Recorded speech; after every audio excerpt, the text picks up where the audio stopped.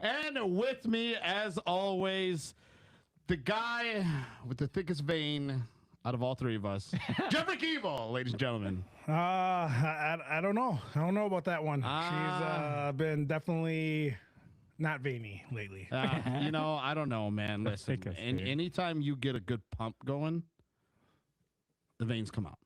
I've seen it. Yeah, I don't know. I'm kind of floppy lately. Yeah, but I think it's just once you get back to where you need to get and get your mind right, I think you're gonna bounce back. I mean, it's still more veiny than mine.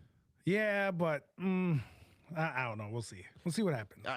And I know that ever since we've been apart, like we haven't, I forget how seen each other's. Yeah, we haven't seen each other's veins in a bit. But I still think though, like with you getting back in the gym and getting your arm pump for your forearms, those veins are going to come back. Yeah. I mean, sooner than later, but right now they're not veiny at all. Yeah, I know. You still got a good one. No motivation. And speaking of veiny, the guy who is back from rehab, all the way out in California, made himself better, kind of took in some of the sights and sceneries, and hopefully here to turn his life back around. We've got Lyle. Yeah, I'm hoping that no contact, no cell phone. They took everything away from me. No service. I hope it helped. Yeah, so you kind of almost had like a Aaron Rodgers. Yes, exactly. Like the dark holistic, retreat. Yes, I was on a retreat. Yeah. We call it a retreat. Yeah. I went to go see some things. I saw some things. Yeah, he's like, I wanted the ayahuasca, but apparently that's banned there too. Yeah. What's crazy is that it only took one race. One race, first race immediately back. went back to rehab. But and the sad part is didn't even see JP there.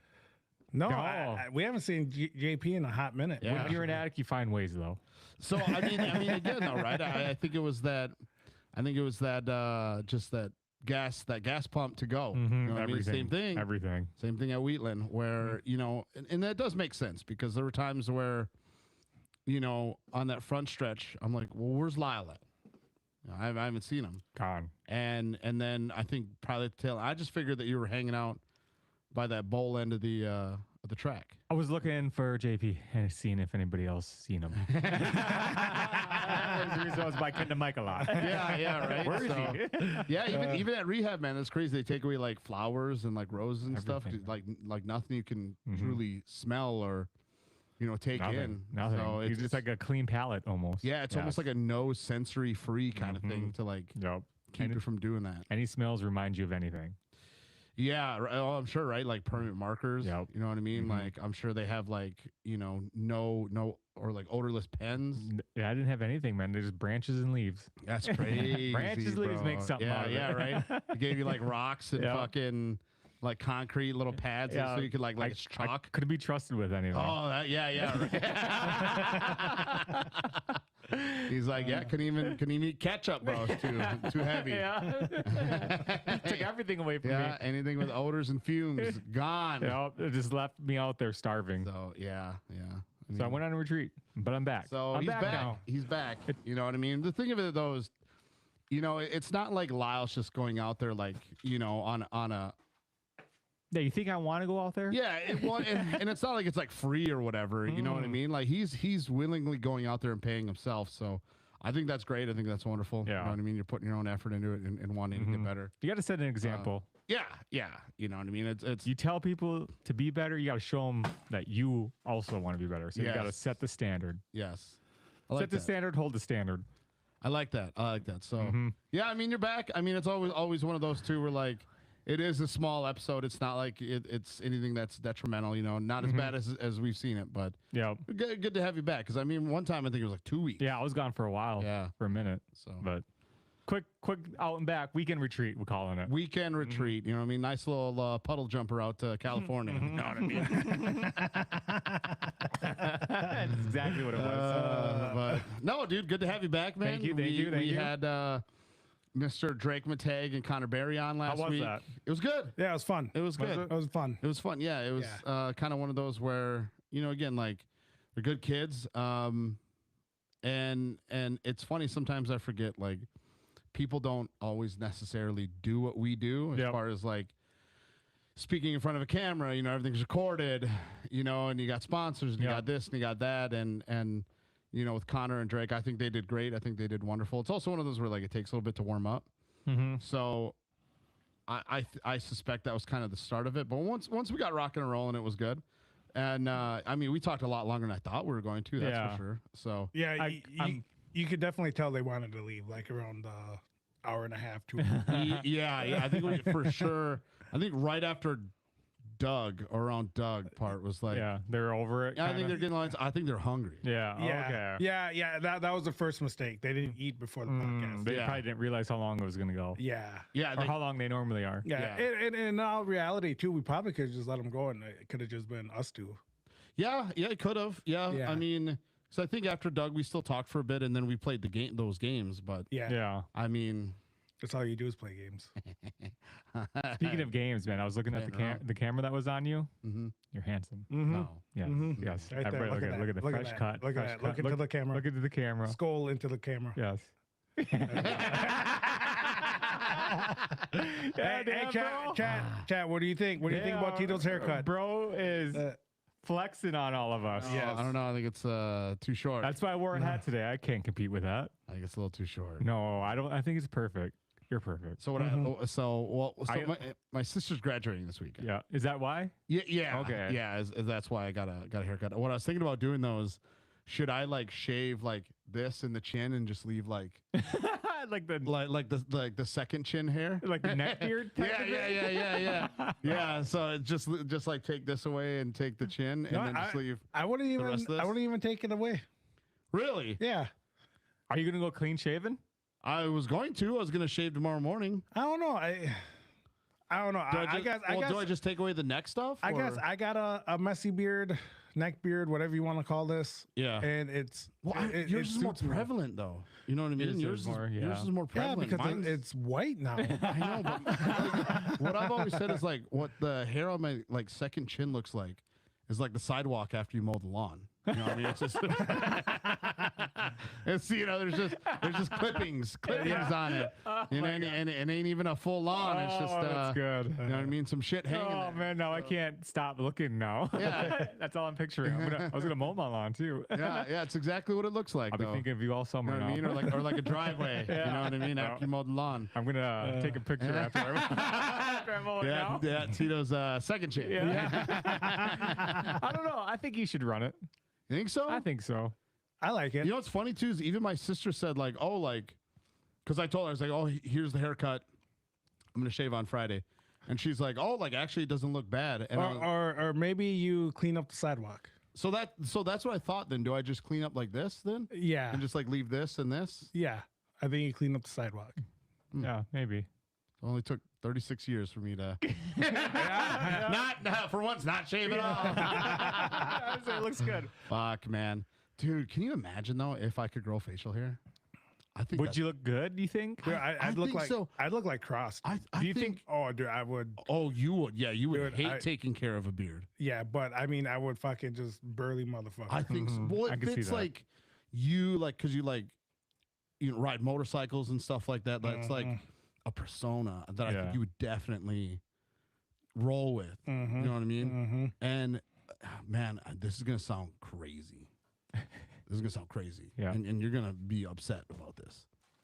But I think God knew to not give me a beard. Because you'd be too powerful? Bro, I'd just be so fucking stud. Like I'm confident. Looking like, a fucking fat baby all the time. I'm like, that confident. Can you imagine me with a beard, bro? Like God's like, we can't allow this power out there. I can see that. You know what I mean? Because the beard, even if you're a big guy like us, like a beard just masculates you for sure. And then it covers up like everything else like underneath it. You know what I mean? Like because then you can use the beard to like shape your face. You know what I mean? So like to cover this double chin, you just let the hair grow down a little bit more. And then you edge it and you shape it. Like for example, like you look at Keegan, like when he shaves. Yeah, pussy. Yes. Yes, exactly. But when he gets that scruff and everything, handsome guy. God, it makes me want to fight him. Which part? Both. Because that just makes me want to fight him. Both, man. But no, speaking of sponsors, You know, Lyle's wearing a Yes, sir. 21 Gun Roadhouse. Thank you, Todd. Thank you, Todd. We appreciate you. We love you so much. Yep. Again, you mentioned Impulse. You get a free drink. Yep. Yep. Water. Yep. Yeah, free water.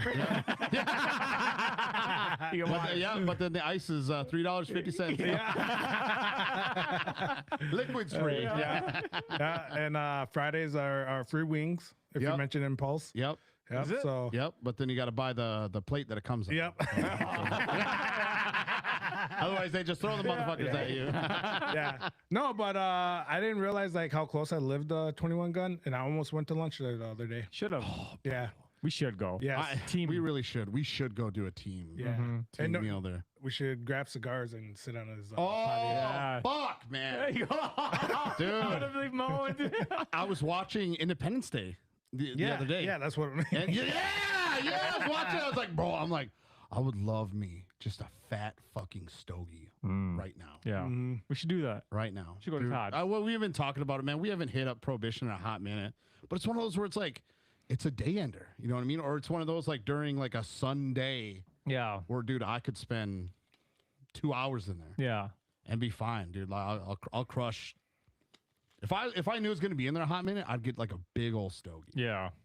And just let her burn out. Nice little whiskey. You know what I mean? Yeah. And then at the end, a little dessert, little petite like vanilla or whatever else it is. You know what I mean? I love the vanilla. And then just let it drag out, chill, and then mosey on home.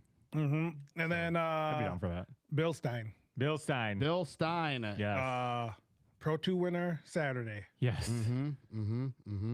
Pro Spec winner both days. Who else was rocking Bill Steins that I know of? Connor Berry, isn't he on Bill Steins? Pro Light. Yeah. Pro Light. Yeah. No, King. I don't Are know. they on King? I think Johnny Holcher's on King. Johnny's on King. I don't know who's on Bill Stein. Because I feel like Drake said something about Bill Stein, and I was like, oh yeah, I got dug through. Yeah. I think shit, man. They'll probably message us and be like, you stupid fucks. Yeah, but anyways, Bill Stein. King Bill of Shocks. No. Yeah, right. Bill Stein, the way to go. That's Kumo. Yeah. Yeah, the way to go. And it's a way of life. It's a way of life. Yes. So So you need shocks for your vehicle? Not Connor Berry. Oh, so not Connor Berry. Yeah, fuck Connor Berry. Yeah, fuck King these guys. Shocks. Yep.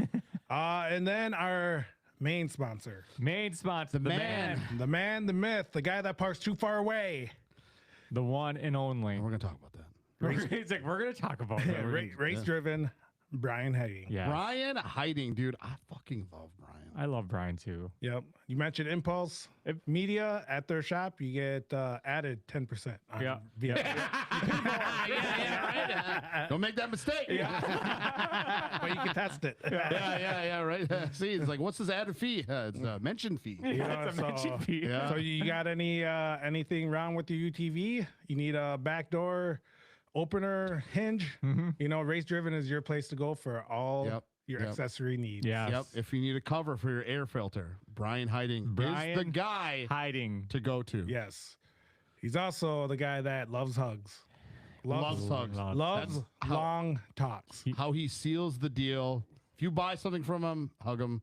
That's how you see the deal. Yeah. Bring some bush apple over. Bush apple, hugs, long talks.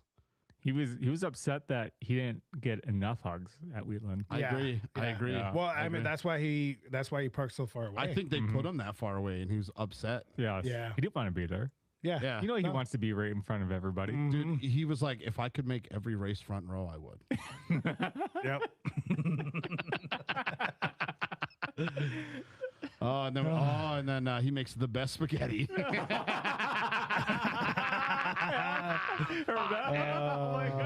Oh, dude, it's so chalky. Man. It sounded like that was a fire drill over there. Dude. Like I said, I love Brian. I love Brian. I've eaten my fair share of Did you try it? yeah. Oh, you tried it. I didn't know I've that. had my fair share of bad food, but I feel bad. I'm be honest, I don't know if I could recreate what he did. The thing for me, for how gross and nasty I am, Yeah. you think I would have liked it? Yeah. I think you would have powered through a couple bites, and then I think you would have ate it. Salt does wonders, though. Dude, it was dry. Oh, okay. Yeah, I've Like- eaten dry spaghetti. When I tell you, like, so I had that first bite. I'm like, okay, it's not too bad. And then I'm like, this sauce is kind of not good, but you know, it's whatever. The more you chewed, like, the drier it got. It got to the point where like the pasta started to just like fall apart in your mouth. Oh, gross. Like where it was almost like flour that gets a little bit wet. You know what I mean? Where then it just kind of gets like chalky and powdery and stuff. Yeah. That's almost like what it was like at the end of the bites.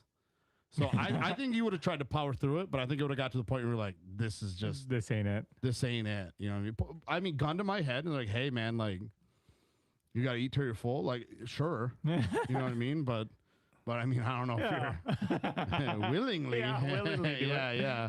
So I mean, it was one of those where I was like, oof, like stick to the meatballs, my boy. You know what I mean? I mean, Brian shows up the meatballs, I'm in. Oh man, you gotta do your frying Deegan over there. Though. Oh, I do. Yeah. I do. I actually have one more video. Try it. Should I? Yeah, like actually give a review on it. All right. I'll show it. Like, dude, we're here, man. The best pit, man. The top spot. We're here at the Brian hiding pit, man. Let me get a bite. You think Ricky G actually sent him? I don't know. That'd be something. I don't know. All of a sudden, I'm locked out of my account. Yeah. A cease and desist. Yep, that'd be awesome. Dude, yeah. I still got one more. It's with the actual. The brisket dude. Yeah. The tenderloin guy. Oh, When we walked into VDE and then went there, and then was it John William, right? Yeah. Big camera, camera guy. So, dude, he walked up at the perfect time, where I was like, oh, I need like somebody that I can like interview or like take food from. Yeah, that was good. But yeah, no, those are a hit. I think that's a hit. Yeah. I figured I'll wait till like sometime next week, where I'll do like the third one. Yeah. So and then I'll try to figure out from here, because like I feel like we went a little too hard with it. Where like we had so much footage that I was like, oh, I can't put this all in like one. Yeah, it's gotta be cut it broken up. Yeah. So it's like, you know, do I just make the one video, or do I make one video long, or do I break it up into like the smaller ones like I have been, where they're like a minute? I think the cut up ones are nice. Yeah. Okay. Yeah. Because we got time in between races. Yeah, we got a lot of time. Yeah. When Too does much Andy time. go? 2 more weeks. 2 more weeks. Dude, Yeah, we got this weekend, next weekend, and then Holy race shit. weekend. Yeah. I know. Put it this way, like Feels good. put it this way, if you were like a West Coast like buggy driver or Pro 2 driver, you had plenty of time to get your shit together, Yes. driven out here, and then making for Andigo. But I'm Yes. sure it's some bum ass pussy excuse. Lame ass You excuse. know, Yeah. just part timers. Mm-hmm. Unreal. But we all know what it was, man. Homeboy's afraid. Yeah. Mm-hmm. Afraid of King Meister. And right now he's probably like, oh well, look at what happened at Wheatland. It's like, dog, that's what kings do. That's I what mean, you kings, got to give them a head start. because that's what kings do. Oh man. But no, speaking of, man, Wheatland. Wheatland. Interesting. What I enjoy about what happened was the kind of the chaos of it. Right? It's like you didn't really have the same winners from one day to the next. Yep. I mean, who swept? It was what, Drake and Cross. in pro stock. Yeah. I think Is that was that it? Yeah, that was it. Which, I mean, not to say like, is that it for like pro? Because there's 7, but still, like, even the people behind them, man, the podiums were different. Like each class, normally, like some people will settle at the top, but yeah, man, I think it was really cool to see different winners, different podiums. You know what I mean? Even Colin True got up there. Yes. You know what I mean? Like, dude, if he can stay out of the bullshit, Yeah. like the guy's not bad. Yeah. You know what I mean? He's got something. In pro stock, he does. What's wrong with the pro? The pro. I think it's just such awful luck, dude. Really? Like, Yeah. it's just he goes, I'm gonna hang around the back. Boodle swept. Our Pro side by side. our trackside reporter Marcus Catlin. Yes. Who wasn't Nice. there? Yeah. But, Only we know why he wasn't there. Yeah, he got drunk. Yep. Before the week before. Yeah, he was drunk on our show. Terrible. Couldn't make it out. Yeah, terrible picks. This our boys put vodka in the gas tank.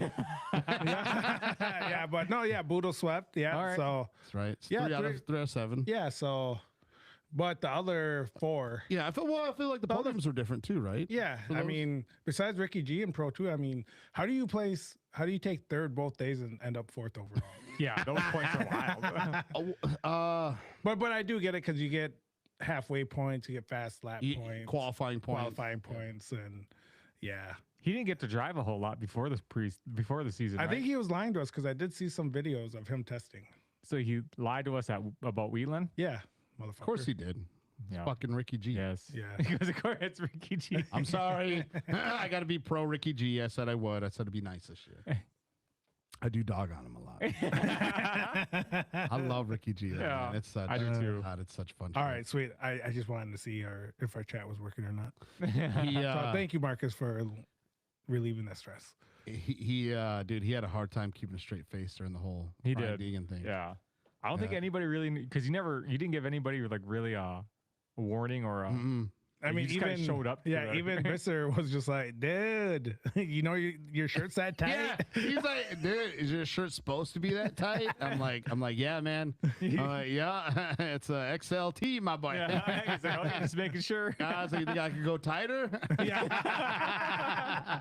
Is it not tight enough? Yeah, right. Yeah, right. I'm like, fuck, man. Like, dude, it's funny. I didn't even really have to like squeeze into it. Yeah. 'Cause there's some clothes that you're just like the thought of putting on an XL. Oh, I tell you one thing. Speaking about squeezing into tight clothes, don't get anything from Ryan Beats Pit right now.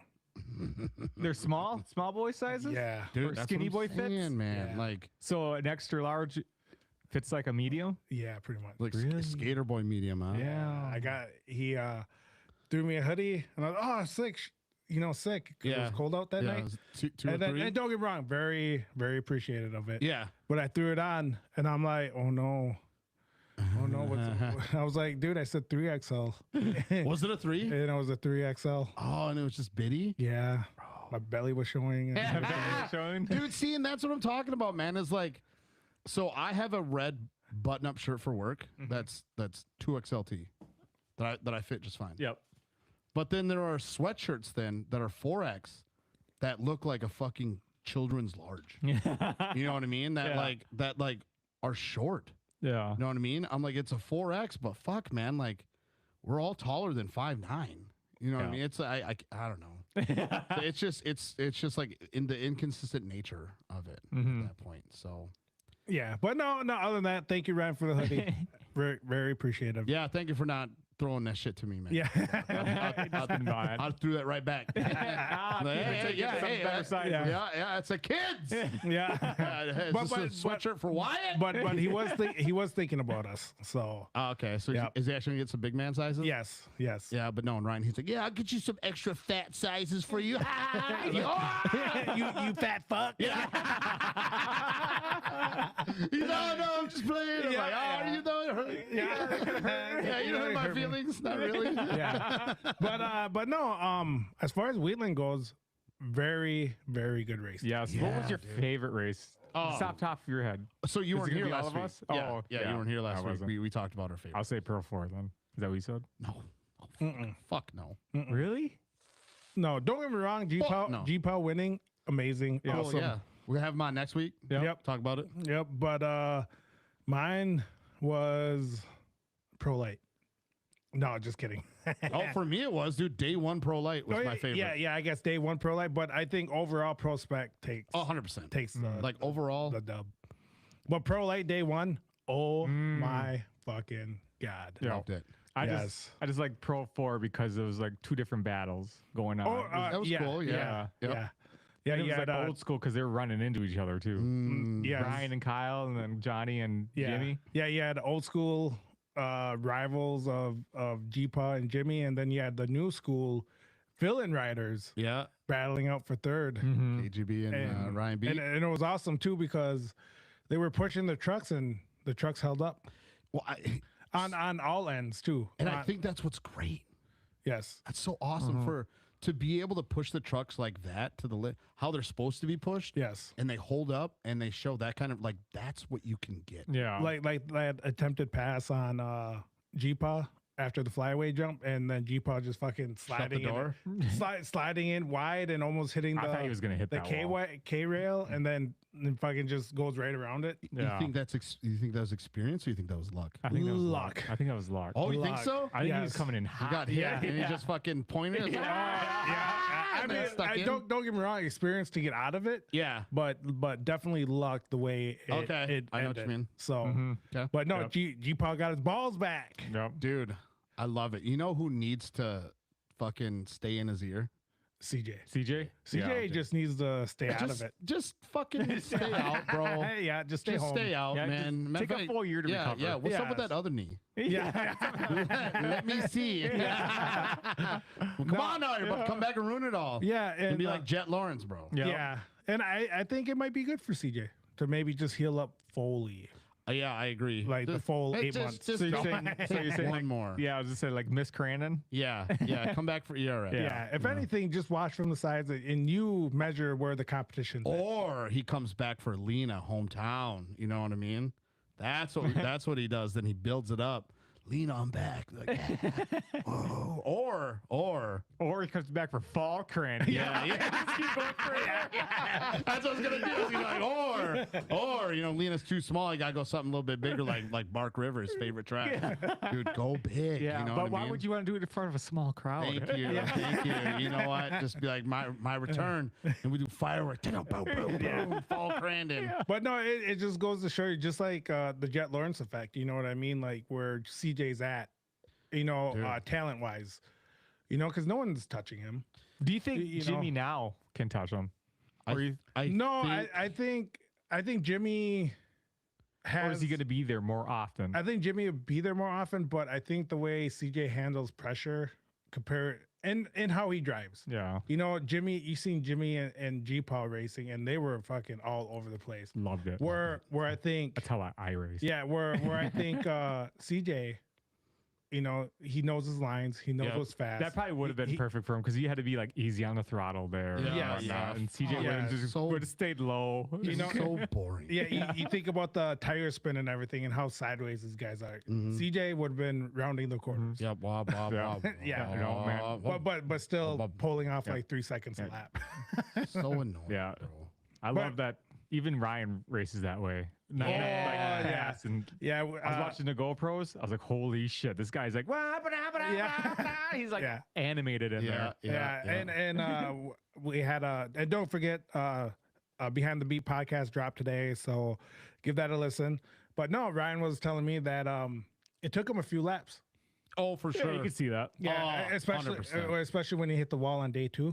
Yeah, He said he was like, yeah, I threw it in there like a Pro 2, and he was like, I just lost my shit. yeah. Yeah, you can see that.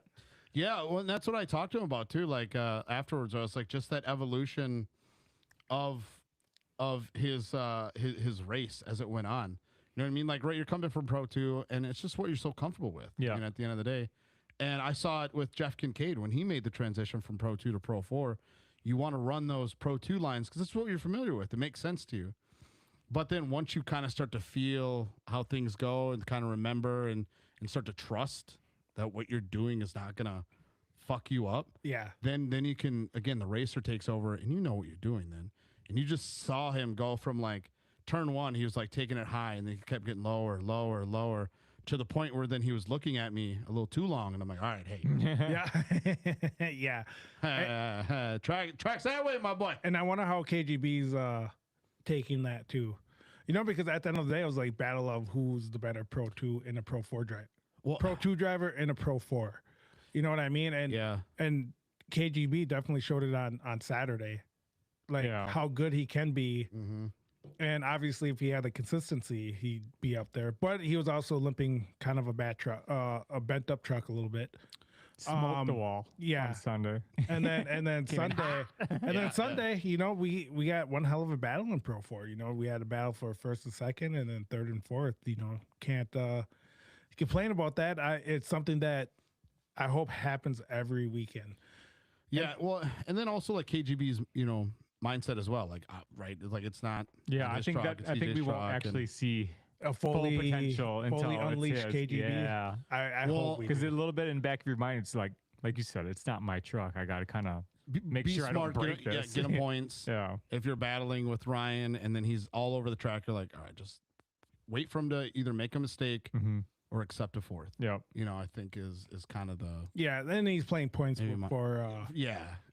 I mean, right now the way it stands, let me see here. Yeah, I mean, Jimmy Henderson. Let me pull up my screen share here. Jimmy. Yeah, I'm excited when CJ comes back. I'm curious to see where the rest of the field stacks up. Yeah. Is he still going to be the one to be chased, or is he the chaser? You know, so like right here, you got Jimmy Henderson. First with 108, G-Paw with 96, and then CJ 94, and then Ryan beat 84 points. So, with that being said, I think Kyle did an amazing job to stay within fighting distance. For sure. I mean, all things So- considered. What I think is going to be great too is that when CJ does come back, spring Crandon, I mean, it's essentially going to be 4 races for Jimmy to get his shit together. Mm-hmm. You know what I mean? Like, because once Jimmy kind of got into the swing of things, I mean, for like Lena, Bark River, Crandon, and Glen Helen, I mean, he was the award winner. Yeah. At every race, and like to end the last 4. And I think once Jimmy kind of gets like going, Yeah. I think we're gonna have, more than likely, the closest CJ Jimmy battle Yeah. we'll have for longevity. Yeah. Yes. Because like again, Can't- right at Glen Helen, can't like wait. CJ just had to. You basically start. And he didn't want to fuck anything up Yeah, either. yeah. So. So I think when CJ comes back at Crandon, I think he's going to try to kind of get back in the swing of things. I think he would be okay second behind Jimmy, and then if he's feeling good, I would think the next day he would Yep. try to go for it. But I think Jimmy's got the capabilities now, if he's got 4 races on him, to then kind of make it closer. Yeah. Yeah. Now, what about Cole Mamer jumping in? I mean, again, right? Wild He's- card. It's like we'll see if he makes Yeah. it past lap 3. I was gonna say, I think he's in the same boat as Mickey. It's like you gotta finish a race. Yeah. Yeah, and poor Yeah. Mickey. Speaking of Mickey, Yeah. poor it's like, Mickey. we know you guys are fast.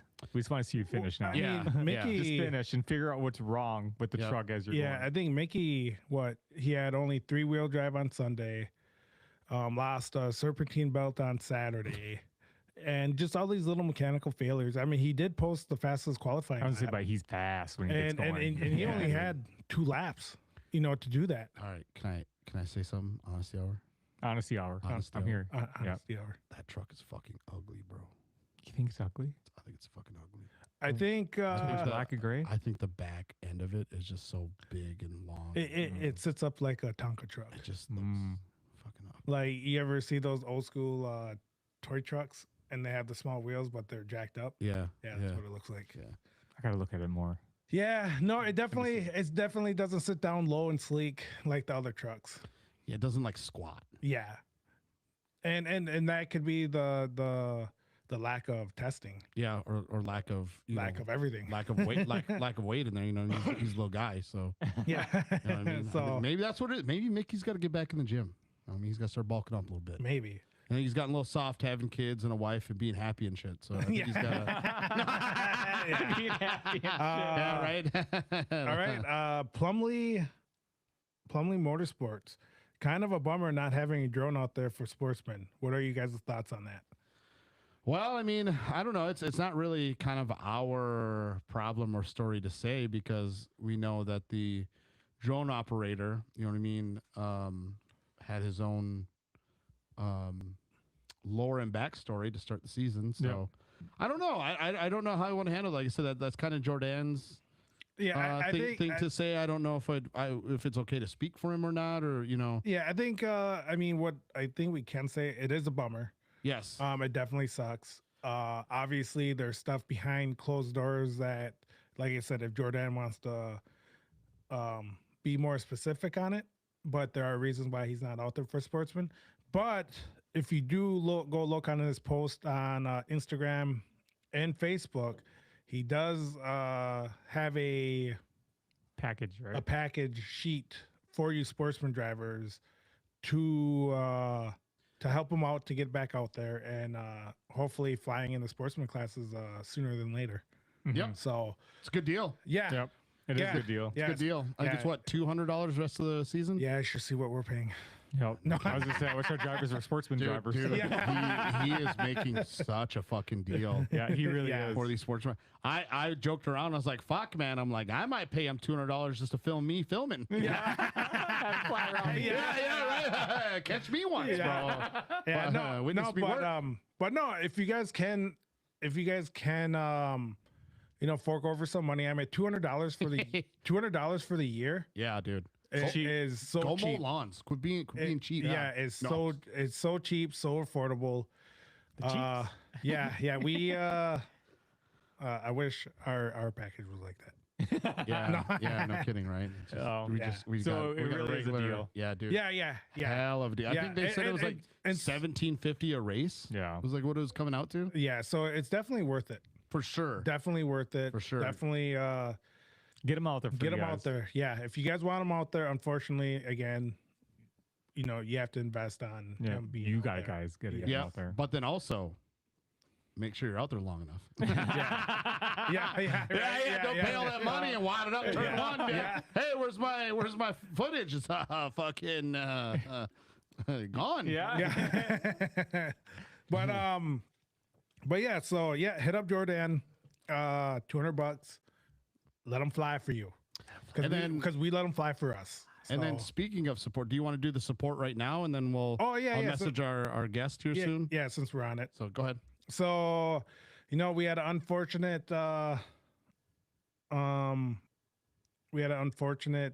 driver have some engine mechanical failure issues, if you will. And he needs a new motor and doesn't know if they're going to be able to. I think they'll be able to pay for it, but I think it's going to really cut into their budget, because obviously who plans on blowing an engine up on the first race? So here at Impulse Media and the Zero Fun Crew apparel, we have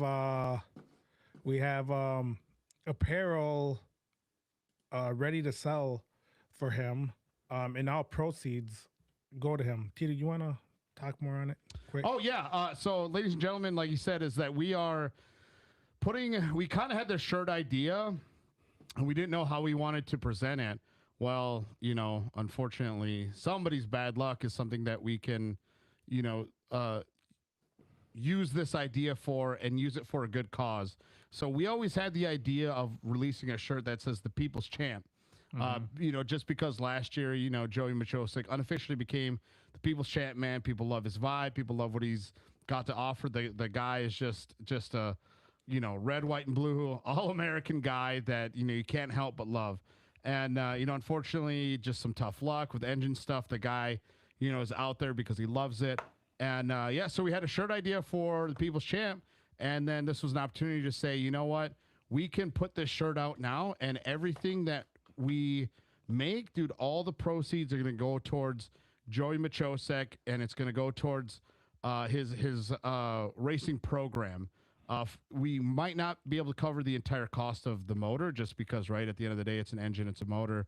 We're talking 5 figures here. But everything that we make, I mean, our goal as of right now is what, 3,000? Yeah. Any little bit helps. We didn't know how much it was going to be, but we knew that, we want to release this shirt. We want to, share with the people. But then also it's like, okay, we're not going to make anything out of this other than full support for Joey Machosik. Yep. And we get to release this cool shirt that I know that, I've been waiting for ever since the idea and image came floating our way. I was like, man, I cannot wait to release this shirt. And, now we get the opportunity to, and I'm perfectly fine. I mean, again, it's not my media company, but I'm okay not making shit off of it. It's a cool shirt, man. Yep. Like it's really cool. Like I said, it's got the People's Champ on it. We've got the skull that we want to do. It's got a nice little dart in it. And, it was modeled after Joey. At the end of the day, dude's out here ripping darts in a racing helmet, and then we've got the Zero Fun crew on the front with the checkers, and yeah, man, I think it's gonna be badass. So, log on, get it. We've got sweatshirts, we've got t-shirts, and then we've got muscle shirts. But if you're any bigger than me and Jeffrey, stick to the t-shirts, stick to the sweatshirts because those muscle shirts are 2XL, and I guess they're true to what they're saying. They're muscle shirts. Yeah.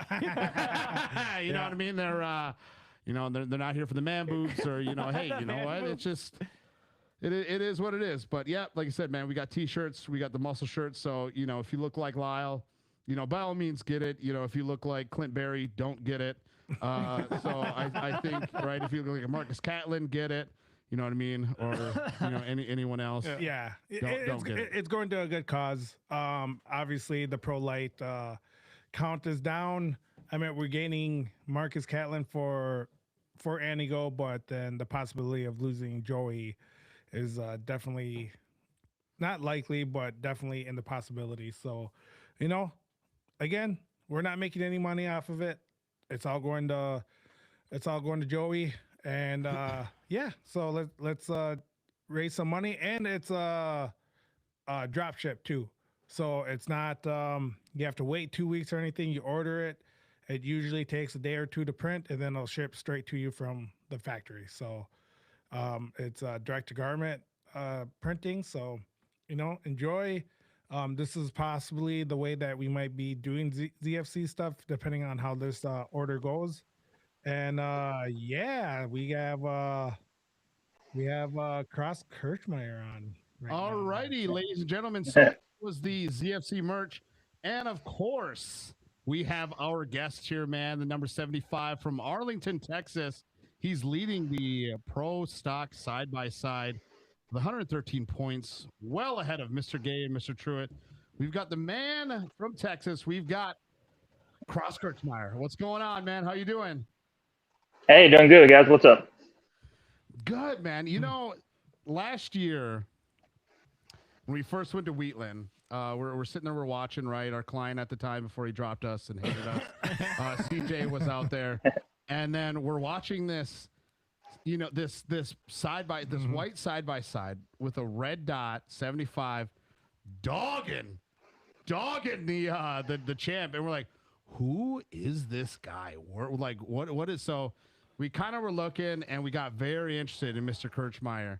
And yeah, man, like last year, I think you did wonderful. I mean, as far as like being on our radar and seeing how you race. And then this year, man, you come out swinging, pro stock side by side, and I'm like, you know what, we got to have this guy on. And with you being a first time guest, man, we've been doing this a while, so it's been a bit since we've kind of had a first time guest, but we want to get to know you. So before we get into Wheatland and all your successes and stuff, man, tell us about yourself. Were you born and raised in Arlington, Texas? Is that where you live now? Kind of how did you get to being and whooping that ass out on the track in a pro stock side by side? Yeah. So I was born in Arlington. I've lived in 3 different houses within like a mile of each other. Kind of right by like Parks Mall, I-20, not too far from like the AT&T Stadium and stuff like that. So, growing up here, my dad kind of grew up racing, and he did stock cars and motorcycles. And my mom actually won a stock car championship when I was 3. The hat I was wearing on the podium on Sunday had a picture from that and everything. So, but yeah, I mean, basically had no choice but to race something, and I've raced just everything I can basically get my hands on since I was little. So did you start out in like side by sides, or was it like dirt bike, motocross, mountain bikes? I mean, like what kind of got you started? Like, what did your parents get you in? I raced some BMX bikes when I was really young, and then I think when I was like 8 or so, started doing dirt bikes, mainly cross country, not so much motocross, but a little bit here and there, but pretty much all cross country stuff. Like the longer 1.5-hour, 2-hour endurance race type things on the bikes. And then when the side by sides, when I started, side by sides weren't really around; they weren't a thing. I guess you had like the Honda Odyssey when I was little, but 2013, I believe, was the year that my dad bought a Polaris Razor 800S to do some side-by-side racing with like Hunter and Cody Miller were local. Sean Hess, they were all local, going from four-wheelers to side-by-sides. And they were all racing the series that my dad was running at the time. And so he built a car kind of with some dirt track background and techniques and stuff. And so a couple years after that, I started racing it, and that's kind of where I got into the side-by-side stuff.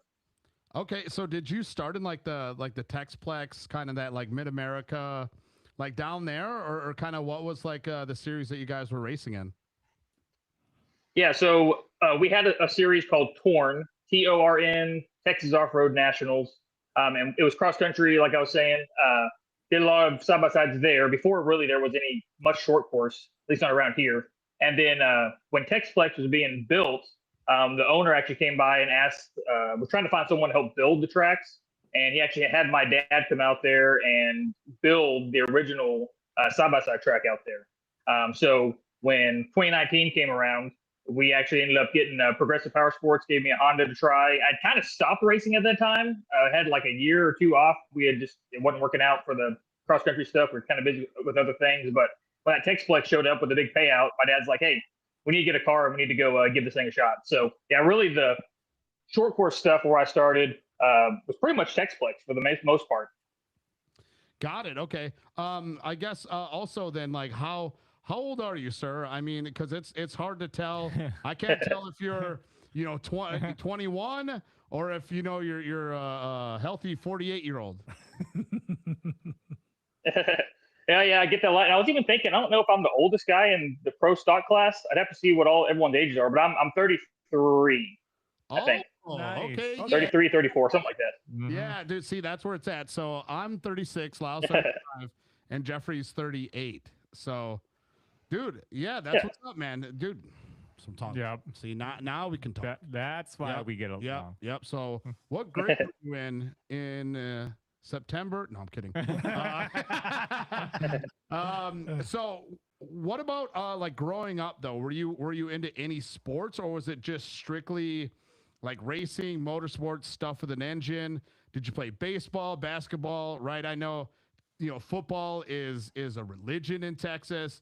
Kind of what were some of the things that you played, I guess, growing up? And then did you play it into high school, or did racing kind of take that over? So, I've always raced, like I said, pretty much since I was like 4. I think the very, very first racing I ever did for a short time was some go-karts that my dad had built me, doing some roundy-round stuff. But, I'm pretty sure I played T-ball or something when I was really little. I dabbled in basketball, like YMCA stuff with some of my friends. I played football for like 1 year in junior high, just to I moved schools, and we're just kind of trying to meet people and make friends that way. Never really cared for much of the ball sports. I've always my main focus has always been racing. And like I said, I don't think there's ever been a year where I haven't raced something since I was probably 5 or 6 years old. Yeah.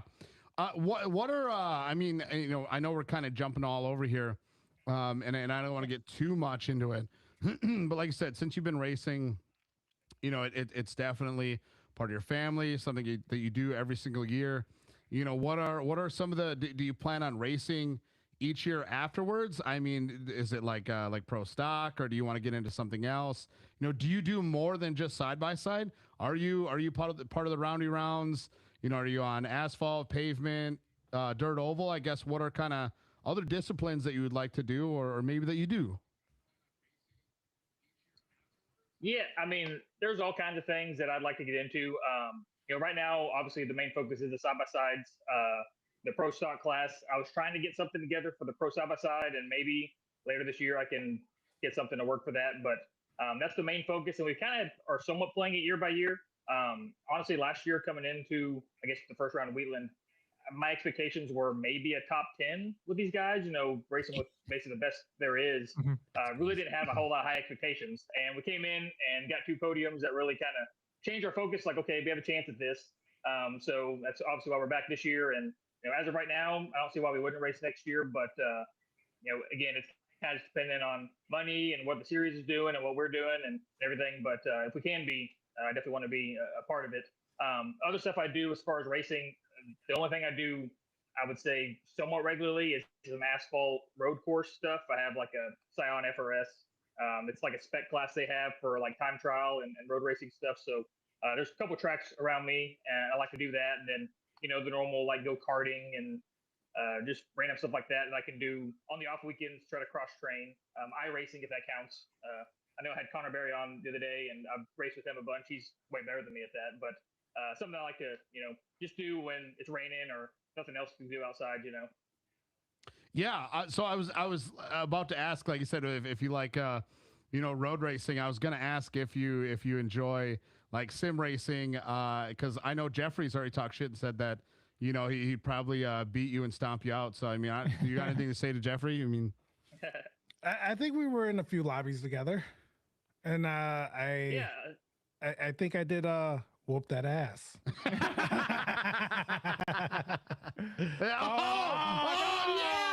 Oh, he's like, you know what? Goodbye. He's like, see you later. Sorry. Sorry. I was like, you talk crap to me, I'm gone. You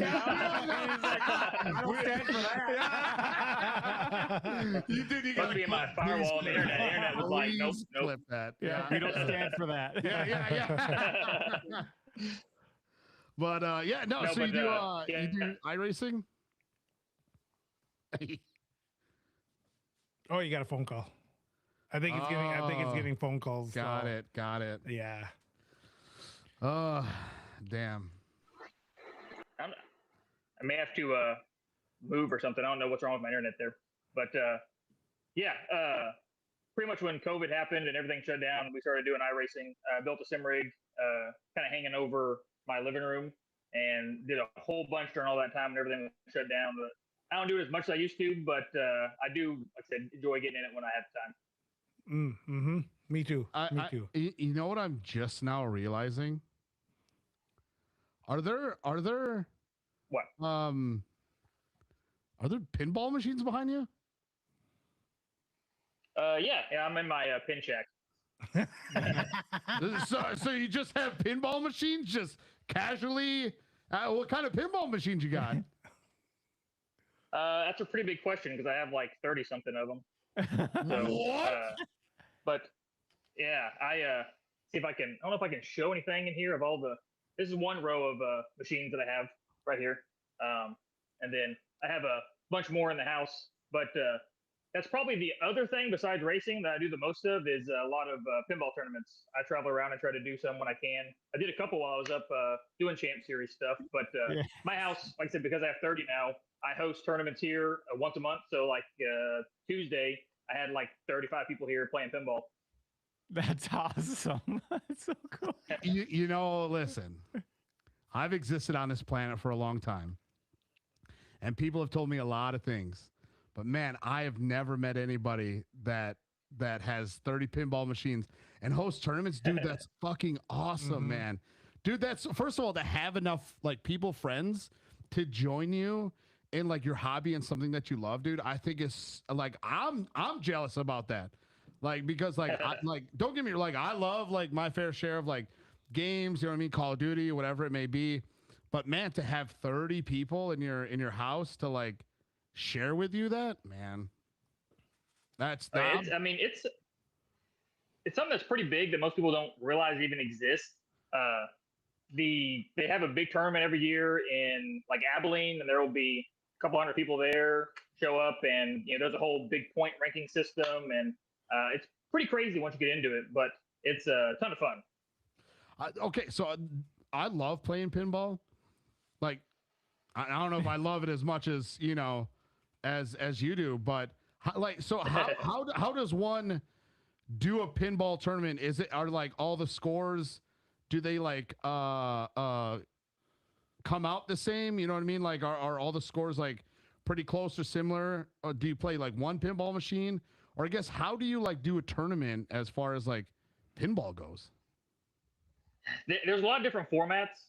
I mean, I feel like you could compare it to road racing, to endurance racing, to desert, to short course. I mean, there's a bunch of different versions and way you can play it. So the main standard for like any big tournaments and stuff is each machine is assigned 4 people. You're in a group of 3 others. You all take turns, play, one ball at a time, play all 3 balls, and get points based on how you finish basically in that group. So it doesn't really matter your score per se, as long as you're better than who you're in the group with. And then kind of like a racing series, there'll be, 20 games you'll play in one day, and at the end, the top 20 in points go on to a finals, and then kind of do it again, usually the next day or whatever. That's the main normal way of tournaments that most common.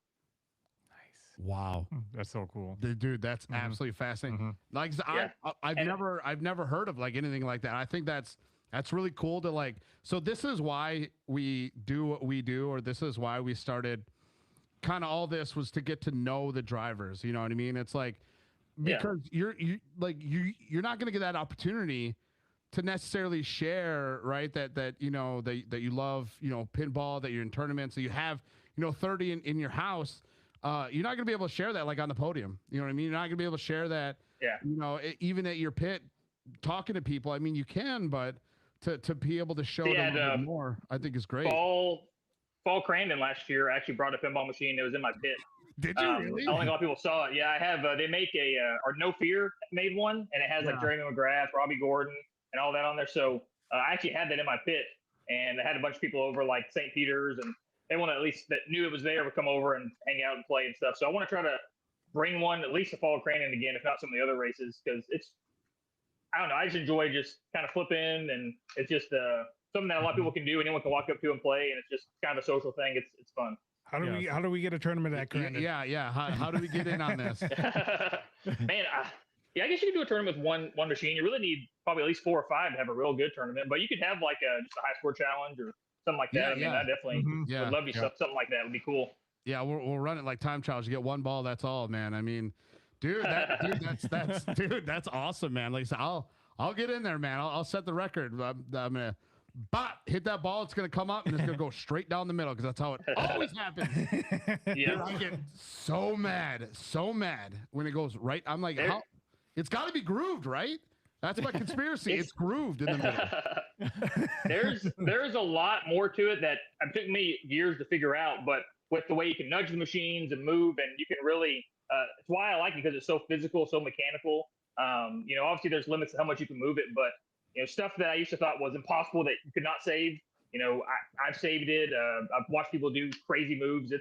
It's really impressive when you watch a really, really good player play, because it's just like they're on another level. It's crazy. Just like racing, people that are just on another level, you watch them just like, how is that even possible? Yeah. Man. Go ahead. I was going to say, that's how you are in racing to me, because you're right up there. You're one of those guys. Yeah, right. Like, so what do you think you do better? Do you think you pinball better, or do you think you race better? Oh, man, I definitely race better. I am a hell yeah. Middle of the road, intermediate, maybe somewhat expert I'd be considered in pinball.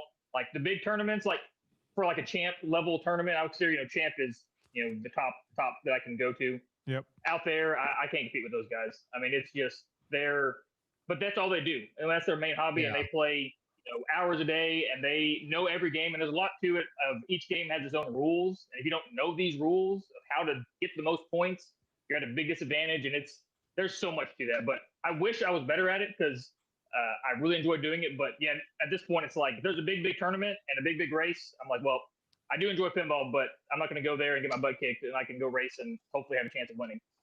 Got it.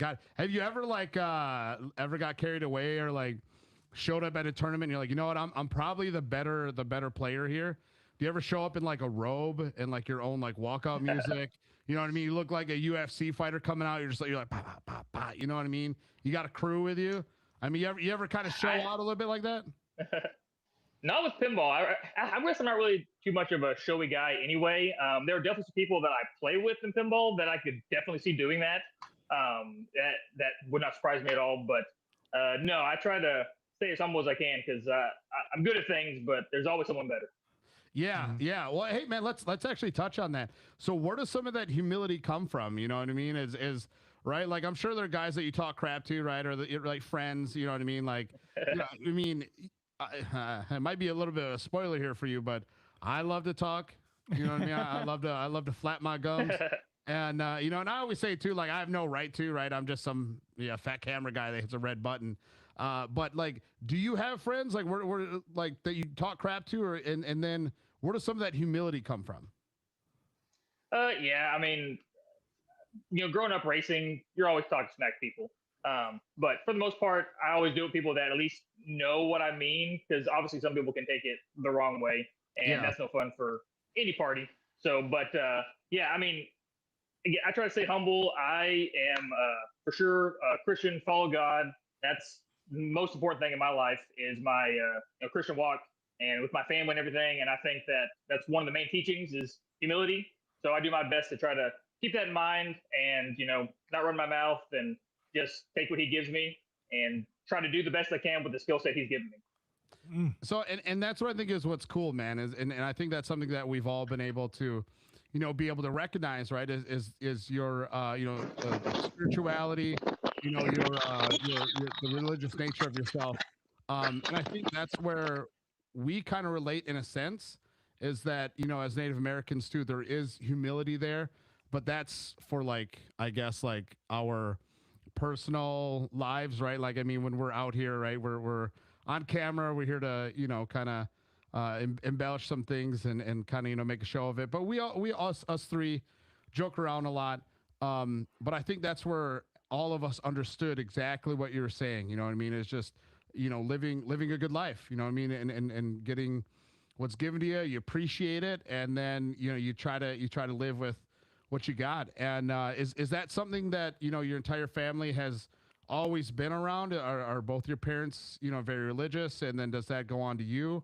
And then, kind of how has some of that carried you as far as positivity goes to where you're at now? Yeah, no, definitely have grown up that way. When my grandparents moved here when my dad was 3, and pretty much since then, we've been going to the same church since then. So built a really good community. Me and my family have kind of moved off and gone to another church, just kind of branch out a little bit. But yeah, definitely have grown up that way. That's always been a big part of our life. And I really think that has kind of put me and my family in the places we are. Like I said, getting the ability to even, put ourselves in a good enough spot that my dad can be retired enough to drive the rig to all these races and has the time to build these cars and do all this stuff so we can go race.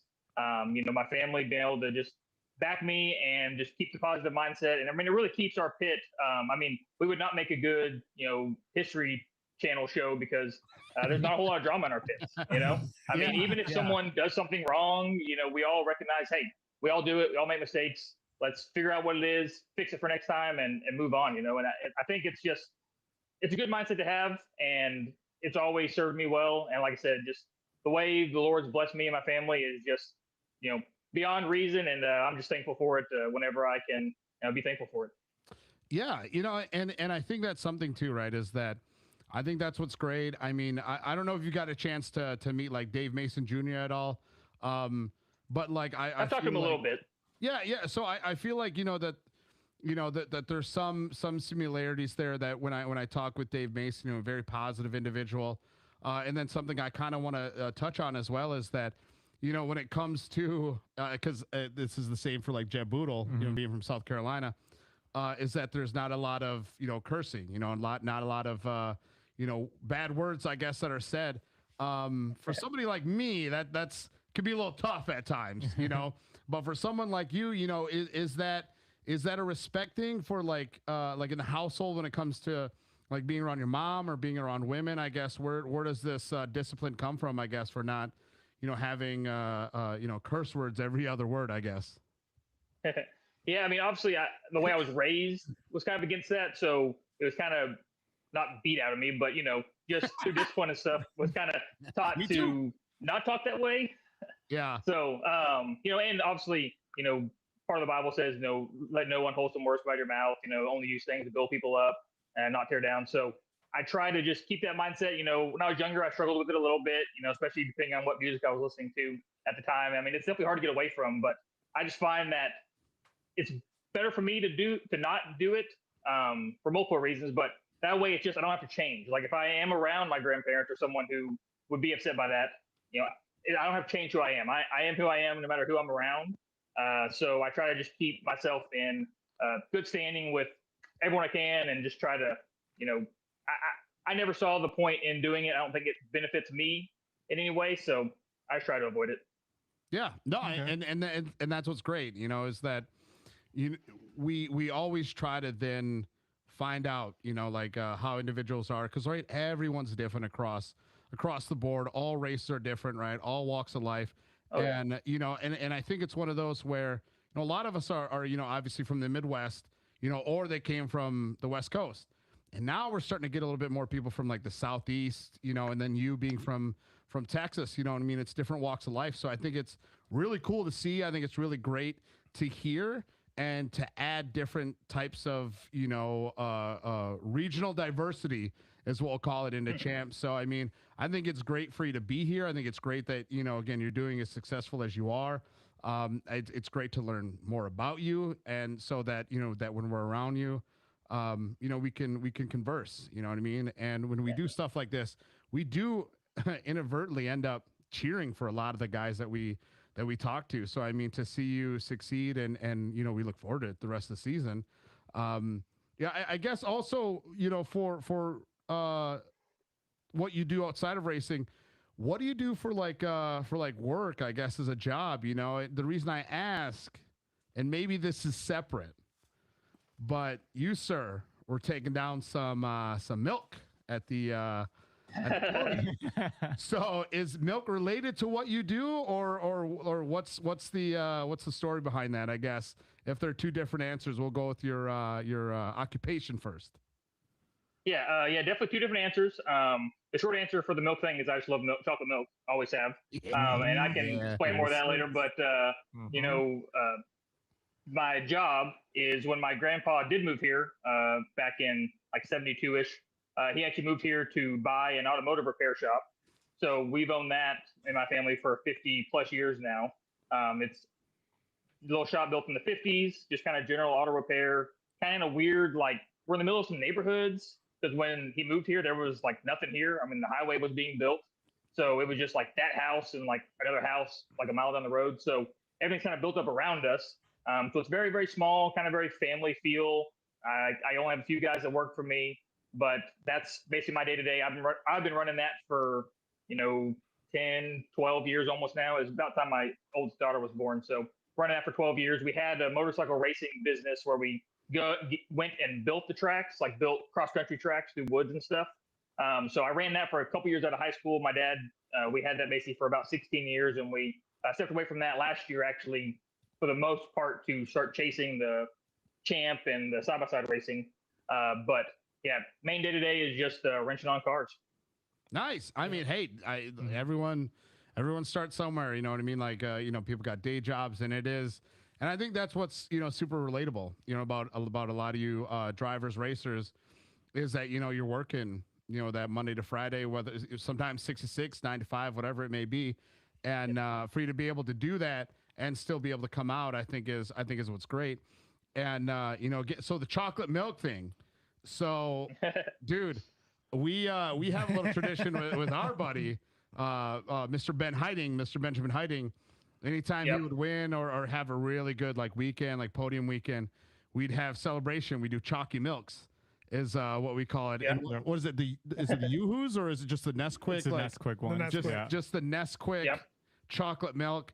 We hit them together. I mean, like Stone Cold Steve Austin, and bam, we tilt them back and we let them eat. We let them rip. So I mean, I couldn't quite tell if what you had was milk or if it was chocolate milk. But that's something, dude, that I think is a wonderful. There we go. Yes, man. Go. Do you like it like ice cold, like, or are you cool with so, it being? No, it's got to be super cold. And I'll be noticed on the podium because I got to ask people that were there that could see it. But I drink chocolate milk with ice in it. That way it stays really? ice cold. Okay. Yes. I guess my dad started doing that or showed me that when I was young. I can't even remember how that started, but I've always just wanted ice in my chocolate milk. When I don't have it, I feel like it's just too warm. I don't know. Cold as possible for sure. So, if you don't mind me asking, how old is your dad? My dad, he was born in 69. How old does that make him? Was that 58, 59, 57, something like that? Mid to high 50s. But I mean, he's still in really good shape, obviously building the cars. Just, I think 2 years ago, me and him went and won the over 30 class at Vegas to Reno on bikes. That's awesome. So, I mean, he still races when he can and stuff. And he did some laps at Glen Helen last year. He was going to race, but I rolled my car in qualifying and broke some stuff on the front end, so we had to steal it all off his car, so he didn't get to race. So he might be out there at a race too. He enjoys it, but it's hard to do all the work to the cars and do all the stuff that he's doing and have a focus on racing. Instead of splitting our abilities, I think focusing the way we're doing is the best way for us to have a good success as a team. Yeah. Mm-hmm. When you win again, you should bring some chalky milks, maybe 3 of them, and we'll celebrate with you. Yes. Yeah. This race, none of my wife won't be there because just stuff's not gonna work out. So I'm gonna have to logistically have my own chocolate milk somewhere hidden so I can grab it if I make a podium. I don't have anyone to bring to me. Yeah, we can make that happen. Yeah, we can make it happen. Yes, yeah, we got you. I just, everyone always has their Monster bottle or Rockstar or energy drink stuff, which I don't ever care for the taste of that stuff anyway. But I wanted to have something they have cool something. I want a cool something to have on the podium. So I didn't expect it to be quite as big of a deal as it has become. I mean, I've gotten messages and people asking me, and I have other racers sending me stocking up for the weekend, and they show up, send me a gallon of chocolate milk. So it's kind of cool that get that kind of response. But just something cool, something fun. So that's why I was asking. I didn't know if you were dairy farmers or anything else like that, where you were representing the dairy. I mean, first I'm gonna get into this question or this statement, but the reason I asked about your dad's age is because my dad was born in 59, so he's 67, and he used to pound chocolate milk because he was a wrestler in high school, and he would pound chocolate milk all the time after wrestling or football. And I remember he told me this, and I'm like, okay, well, I kind of want to see is there hype? Is this just BS? And dude, nothing quenches your thirst like some ice cold chocolate milk. Because it got to the point where then after every football game that they showed up, they would have a half a gallon of chocolate milk for me. And I would just sit and I'd drink this chocolate milk right there on the field. I'd take it with me in the locker room, or if I had to wait until we got back to the apartment, they had chocolate milk for me. So I totally get and understand what you mean. And I'm sure it hits, doesn't it? Especially after a win, how good did that taste? Yeah, first win, I came into the weekend with, obviously high hopes, but I knew that David Gay was going to be the guy to beat this year. He was on fire at the end of the year last year. I knew CJ wasn't there, but Lamar's a great driver. And Colin Truitt, when he doesn't have his issues, he's on his game. He's fast. So, that guy, I met him at Texplex the first year at 2019. We were doing that. He won that championship there. So I've been racing with him since then, and he's one of my good friends at the track. And I hate to see him has problems. I've had some of my most enjoyable races have been with him throughout my side-by-side career. So kind of a bummer there. But him, David Gay, the whole class is really so stacked. And so I really didn't come in expecting to be able to win, and then doing it again the second day was crazy.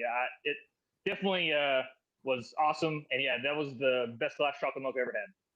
So so first of all, heck of a job choosing dairy, for a bunch of people from Wisconsin. So hey, we appreciate you. I'm hoping to get some kind of sponsorship out of that. Maybe some kind of area up there or something. Something's got to come out of this. You know what I mean? We got to have some dairy farmers out there. You know what I mean? Throw them some chocolate milk. The second bit I wanted to say was actually I don't know about you guys, but do you think it was a little cocky for him to have enough chocolate milk for 2 wins? That's all I'm saying. I'm saying you're a little cocky having enough chocolate milk for all those wins. You know what I mean? That's big, and I tried to offer some to Colin on Sunday, on the podium. I like to share it if I need, so I have enough for everybody. Yeah. It's like, you ever watch Space Jam? A long time ago. There you go. It's like Mike's Magic Stuff, except it's Cross's magic milk. That's what I'm talking about, man. No, dude, I think that's great. Yes. I know you mentioned you said that you were married, and it's funny today. I think it was yesterday or today. My phone lit up, and it said new follower, wife of was it S Wicked 75? Yeah, Swicked 75. So first of all, let's talk about Swick at 75, and then let's talk about just again, man, your family. So Yeah.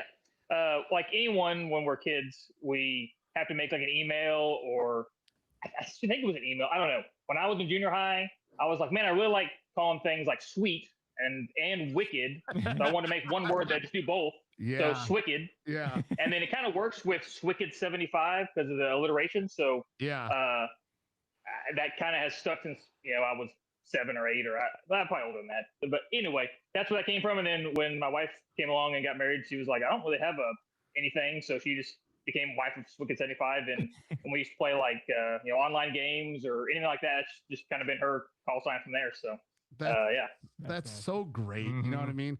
God, I'm so happy you're happy. It's so cool. Can you imagine that, having just all that support with somebody who loves you for you and like changes their whole online name? I don't know why she does sometimes, but yeah, she supports me big time. I mean, just to have someone that's there, even when I'm like, okay, hey, I'm gonna hop on a plane and I'll be back in a week. I'm going racing, stuff like that. Watch kids, have fun.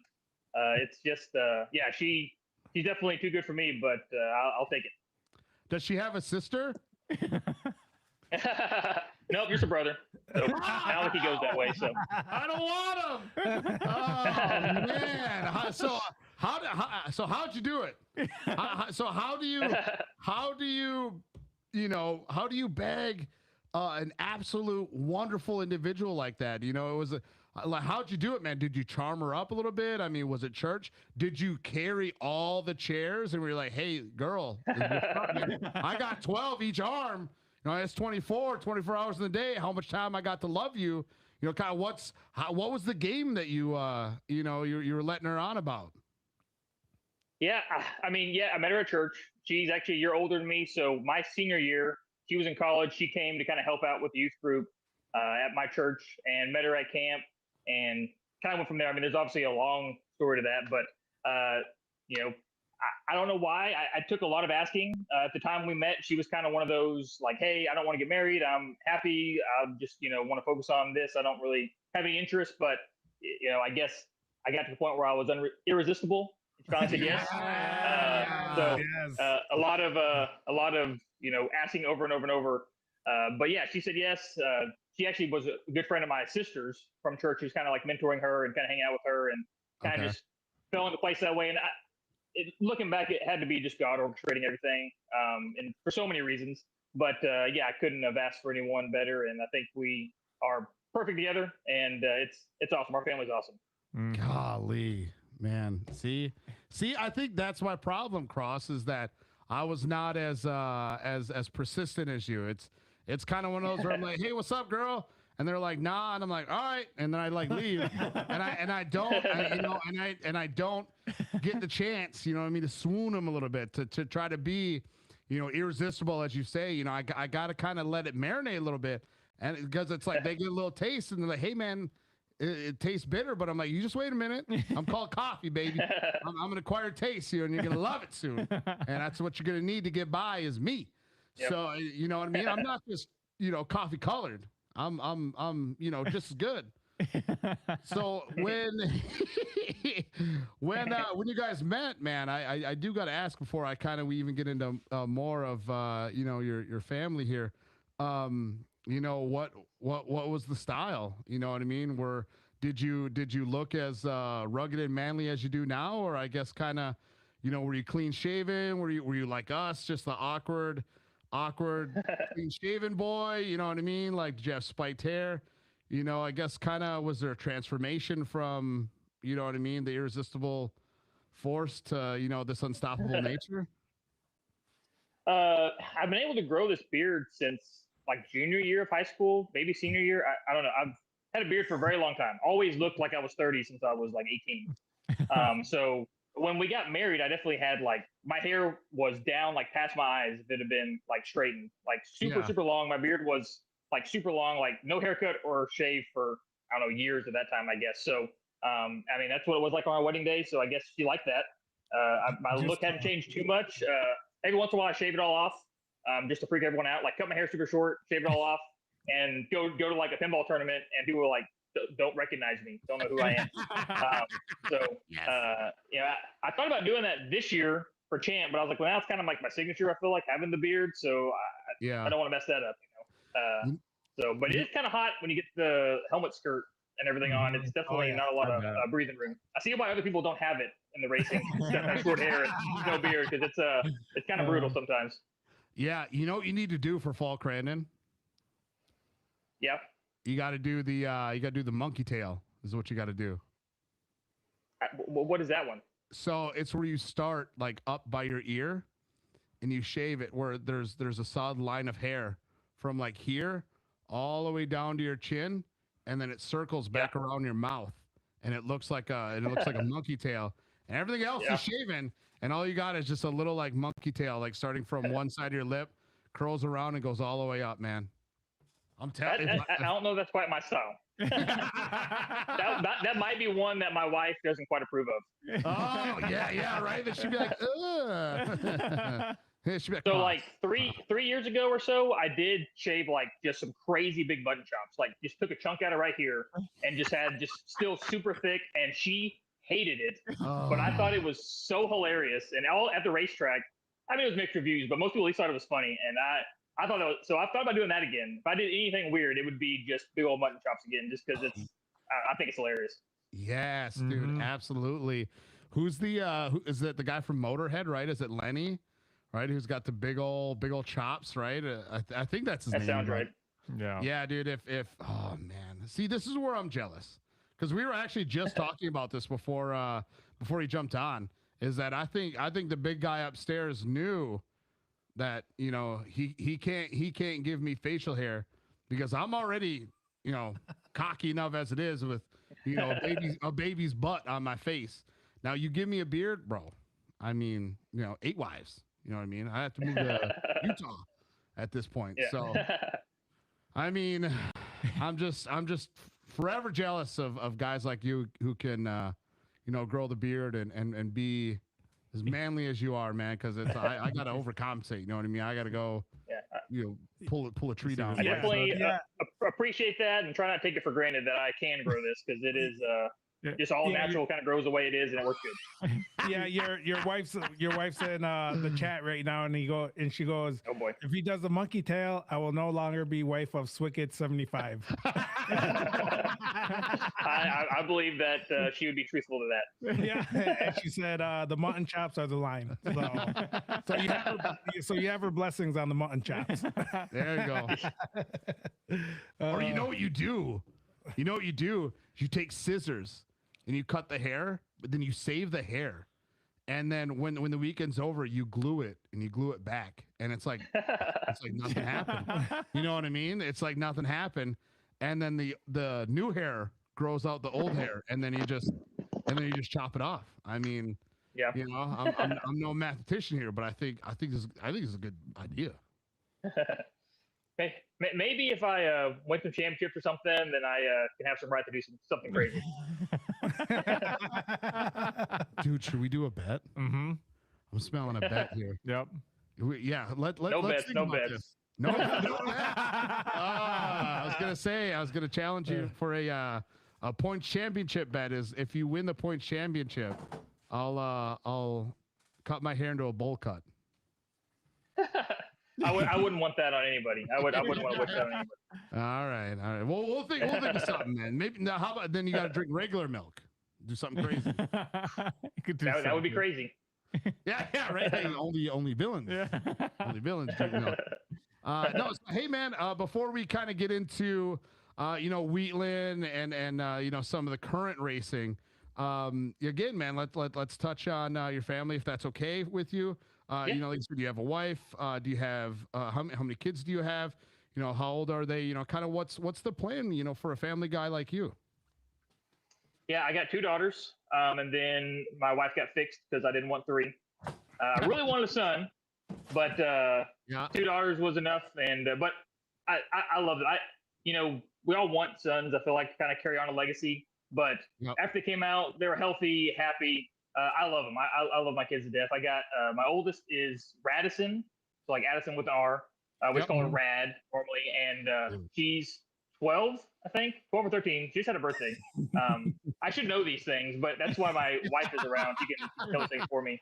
Then my youngest is Skyla, so we call her Sky, not Skyler, but Skyla, and she is like 8 or 9, so something like that. And my youngest just got a Heisen side by side. She's done a couple races, and my oldest has a motorcycle, and she's done a couple races on bikes.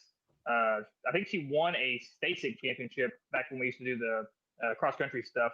So they both enjoy it, but they don't just like love it so much they want to do it all the time. Like if I ask them, hey, do you want to go and ride your bike or do whatever? Like, yeah, we'll go do that, but they're not like begging me to go do it, Yeah. And we go to the races and they kind of watch when I'm out there, but if I'm not in the front or not doing good, I mean, my youngest sister lets me know if I'm not doing good, but they don't really, they're not super invested into it unless it's like something crazy happening, So, yeah. But they're great. I mean, they're young, so they get a little older. Maybe they get into it a little bit more. I mean, I definitely would be awesome to get them into some kind of car and doing something out of champ over there would be cool. So maybe down the line, once I have a little time to breathe, I feel like everything is focused on me trying to do as best as I could. We're putting all this effort into traveling.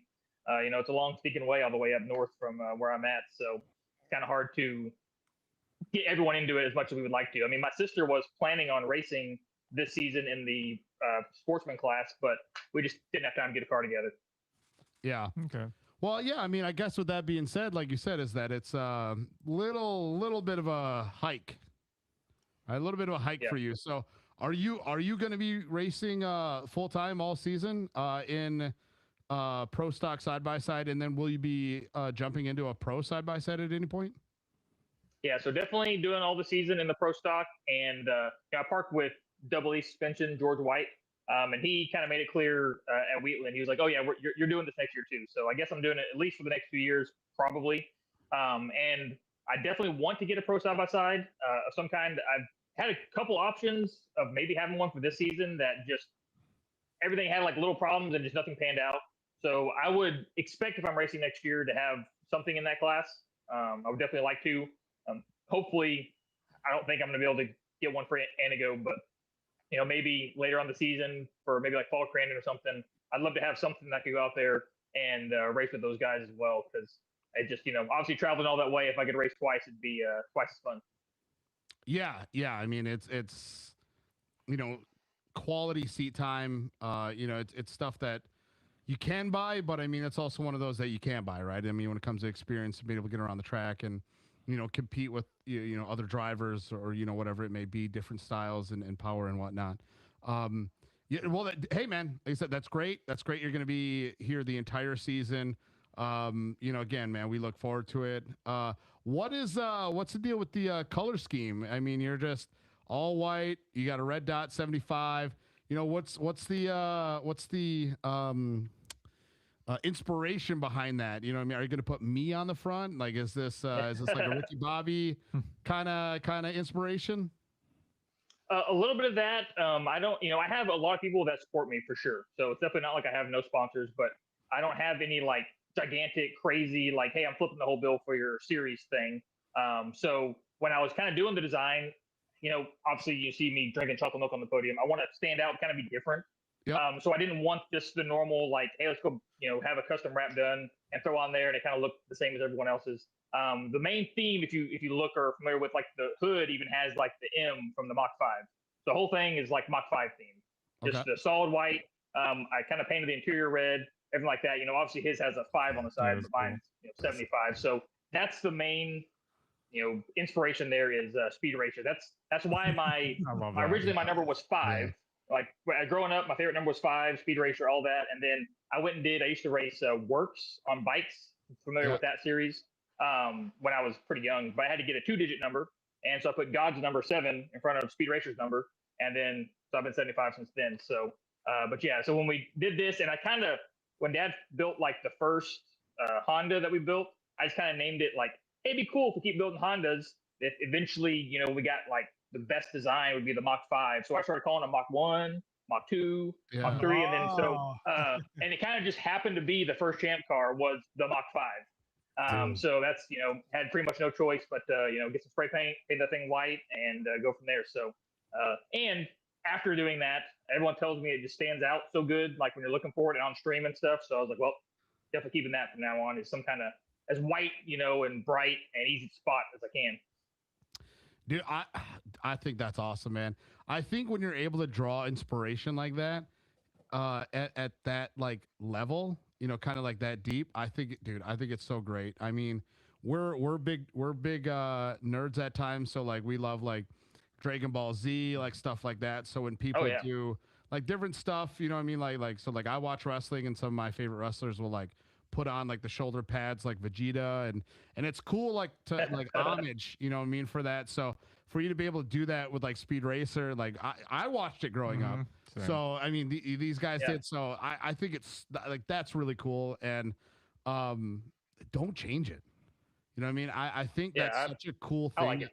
I mean, what hypothetically, right? What if like whatever the big dairy company is like, hey, listen, Mr. Kirchmeier, we want to be on the side of your car, but you got to change it up. Would you? It'd have to be a pretty sweet deal. I've already kind of thought about that. Like, I feel like the roof, I can do whatever I want with, but the side has just got to stay like just solid white with 75. Maybe some small little decals on the front, NASCAR style, but I just want to keep it as clean and simple and as less busy as possible. I just think that makes the aesthetic what it is. If I start putting stuff on there, it's just going to look like everything else. So obviously, if someone wants to sponsor me and do something big, I'm definitely going to do what I can to accommodate them. But everything I can do to keep it with the scheme and the way I have it, just because I feel like it just kind of, now at this point, it's kind of almost become like my brand of how I've done it, and it kind of just is one of the same with me as a racer. Yeah, dude, I love that. Yeah, because I mean, Mach 5 doesn't have a roof necessarily, so I mean, I guess right, you can, that's all. I can get away with that. yeah, you could give that one away. But yeah, man. So let's talk about your the start of your 2026 season, man. I mean, again, man, you came out, man, you crushed it. You did wonderful, man. I mean, and I think for you to recognize that David Gay was going to be the guy to beat, I think is great. Obviously, knowledge on your part. We were dumb, and we went with a different Southern guy. You know what I mean? We went with Mr. Boodle in Pro Stock, and you made us look foolish.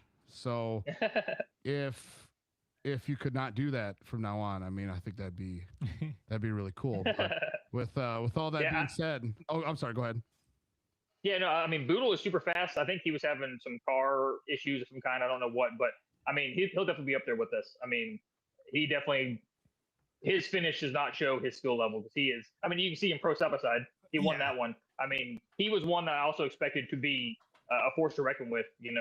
After he towards the end of the season, all of us were so fast, and him and Gay both, their cars were just dialed in. It seemed like. So I'm sure he'll have the fix and he'll be right there with us. It's gonna be a good battle in that class. So what were your expectations coming into Wheatland this year? Like you said, as last year, you're like, hey man, kind of joining champ here.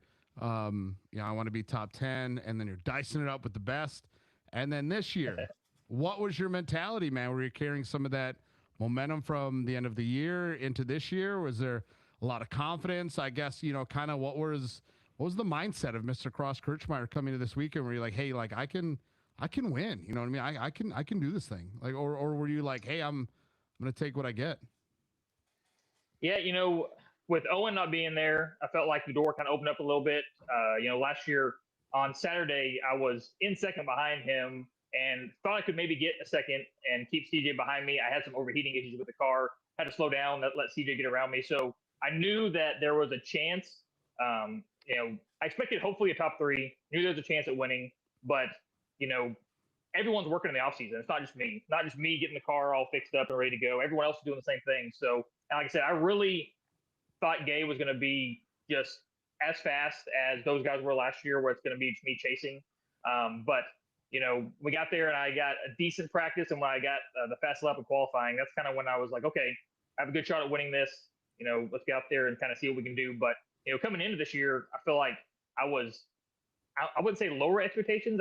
I was more nervous just because last year it was kind of like, hey, if we get top 10, we're going, giving this thing a try, see what happens. But I did good last year, so it's like, okay, now I feel like I'm expected to do good because I've shown I could do it.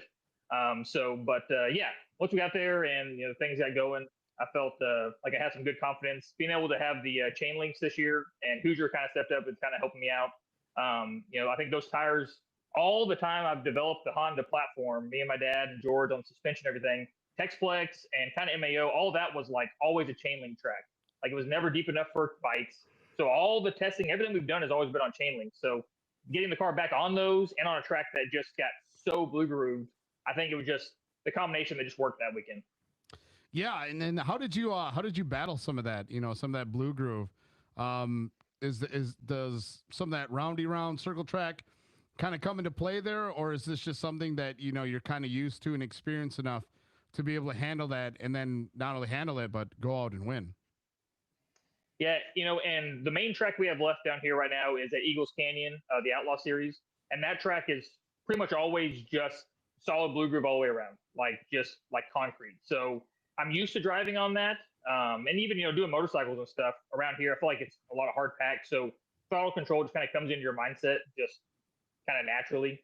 So I think I have that mindset, and even doing iRacing in the Pro 4 trucks, I mean, you have to do so much throttle control.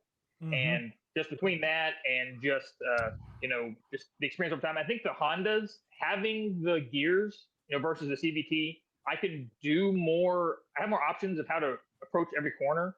I can, down upshift it a little early and kind of lug it out of this corner if I need to. If I don't feel like I can, feather the throttle enough. I feel like there's a lot of options and things that the Honda always seems to do really good when it's really, really slick. It just has a lot of bottom end torque. When we go to like Crandon, I think at my disadvantage, I kind of gear out like 82-ish. So a lot of the players will actually be faster than me at the end of the straightaway. But we have tighter tracks like Wheatland, and they're harder pack like that. I think that's just kind of the place where the Honda excels. Dude, I know exactly what you mean. I have a 2013 Honda Civic stock, and when I'm ripping around these streets of Appleton, I could hang with the best.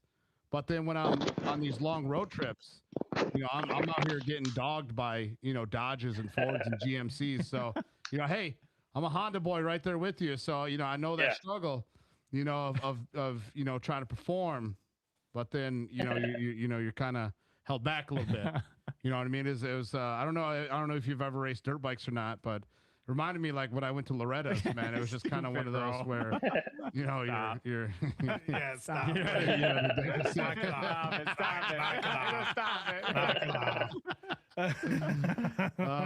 So no, again, in that race, how do you remain so cool, calm, and collected? I mean, you've got a guy like David Gay, man, he's right on you, and you're also, in the thick of stuff for turn 1, turn 2.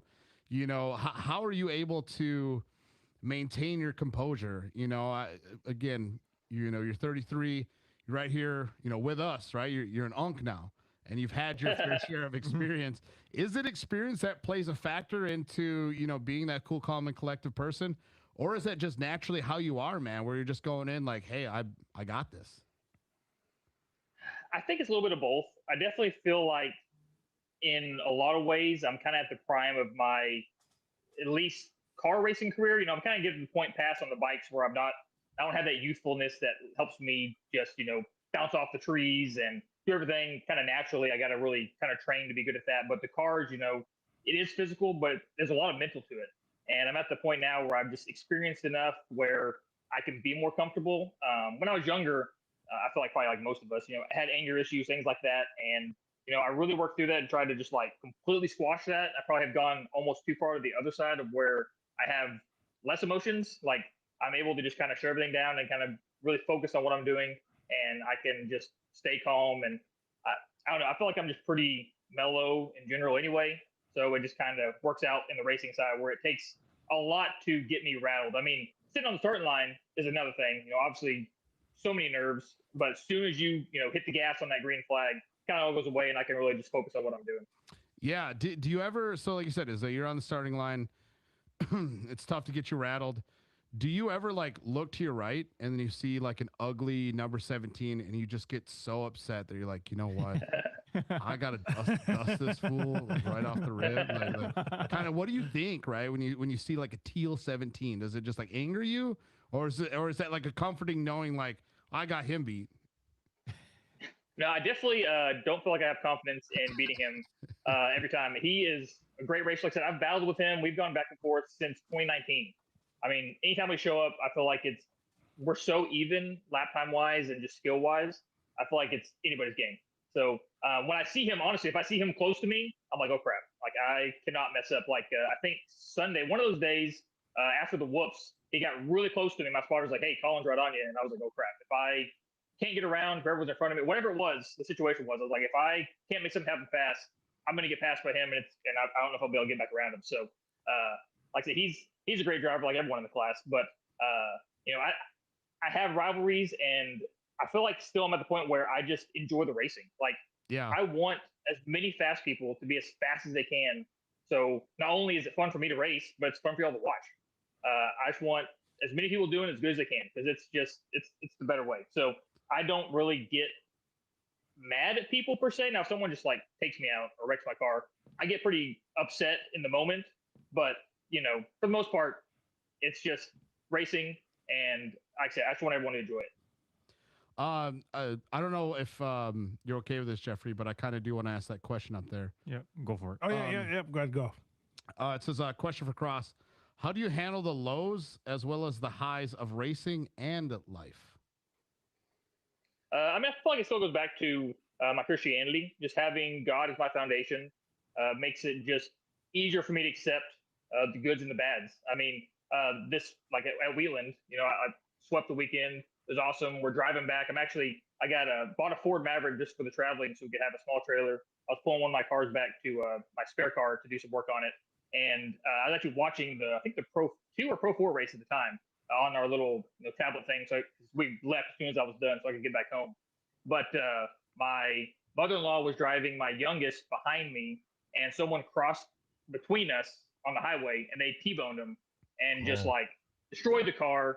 I mean, it was like cruising, you know, enjoying everything, watching the races, to phone call like from my mother-in-law, just like, hey, this is really bad. Y'all got to come back. This is really bad. Get back over there. You know, then 20 minutes later, I'm following the ambulance to the hospital and trying to figure out what the heck's going on. Didn't really know how bad it was. So luckily, my youngest, she just broke her wrist basically and has some pretty bad bruising from the seatbelt. So everything's fine. My mother-in-law is going to be fine. She broke some ribs and things like that. It was pretty bad, but one of those things that we got the phone call and turned around, and it was the phone call. The way we received it was almost like your youngest could either be dead or extremely injured, or we really didn't know. So turning around, trying to get back there as quick as I can, but in that moment, it's always like God's in control. God has this, whatever it is, even if I'm not okay with it, I'm okay with it. It's just, he gives me all the good things. So when bad things happen, I just have to kind of accept it and just, look forward on to what's going on. So, but I think that, and then also having the family behind me, I said, my wife is awesome. My parents are awesome. My grandparents also live super close to me. I've got a ton of people around me, ton of support system. I have a Bible study group that I meet with on Friday mornings, and I texted all of them when all that happened, and so they are able to pray for me and kind of keep them updated and stuff. And so it, like I said, just having the faith, I feel like is mainly what keeps me as mellow and even and overall happy and joyful as I am. Yeah, wow. I mean, my goodness, yeah, for that to happen and for things to kind of take a shift is pretty wild. Like you said, it's to sweep the weekend and then to go to that. I mean, again, it takes a lot to be able to handle that and again, a tough bit of acceptance, right? If that did happen to be the case, but thankfully it's not. And again, hope everyone is fine and is great. Heals up. Oh yeah, everyone's good now. I mean, definitely a scary day or two there, but no, everyone's good. So everyone's good.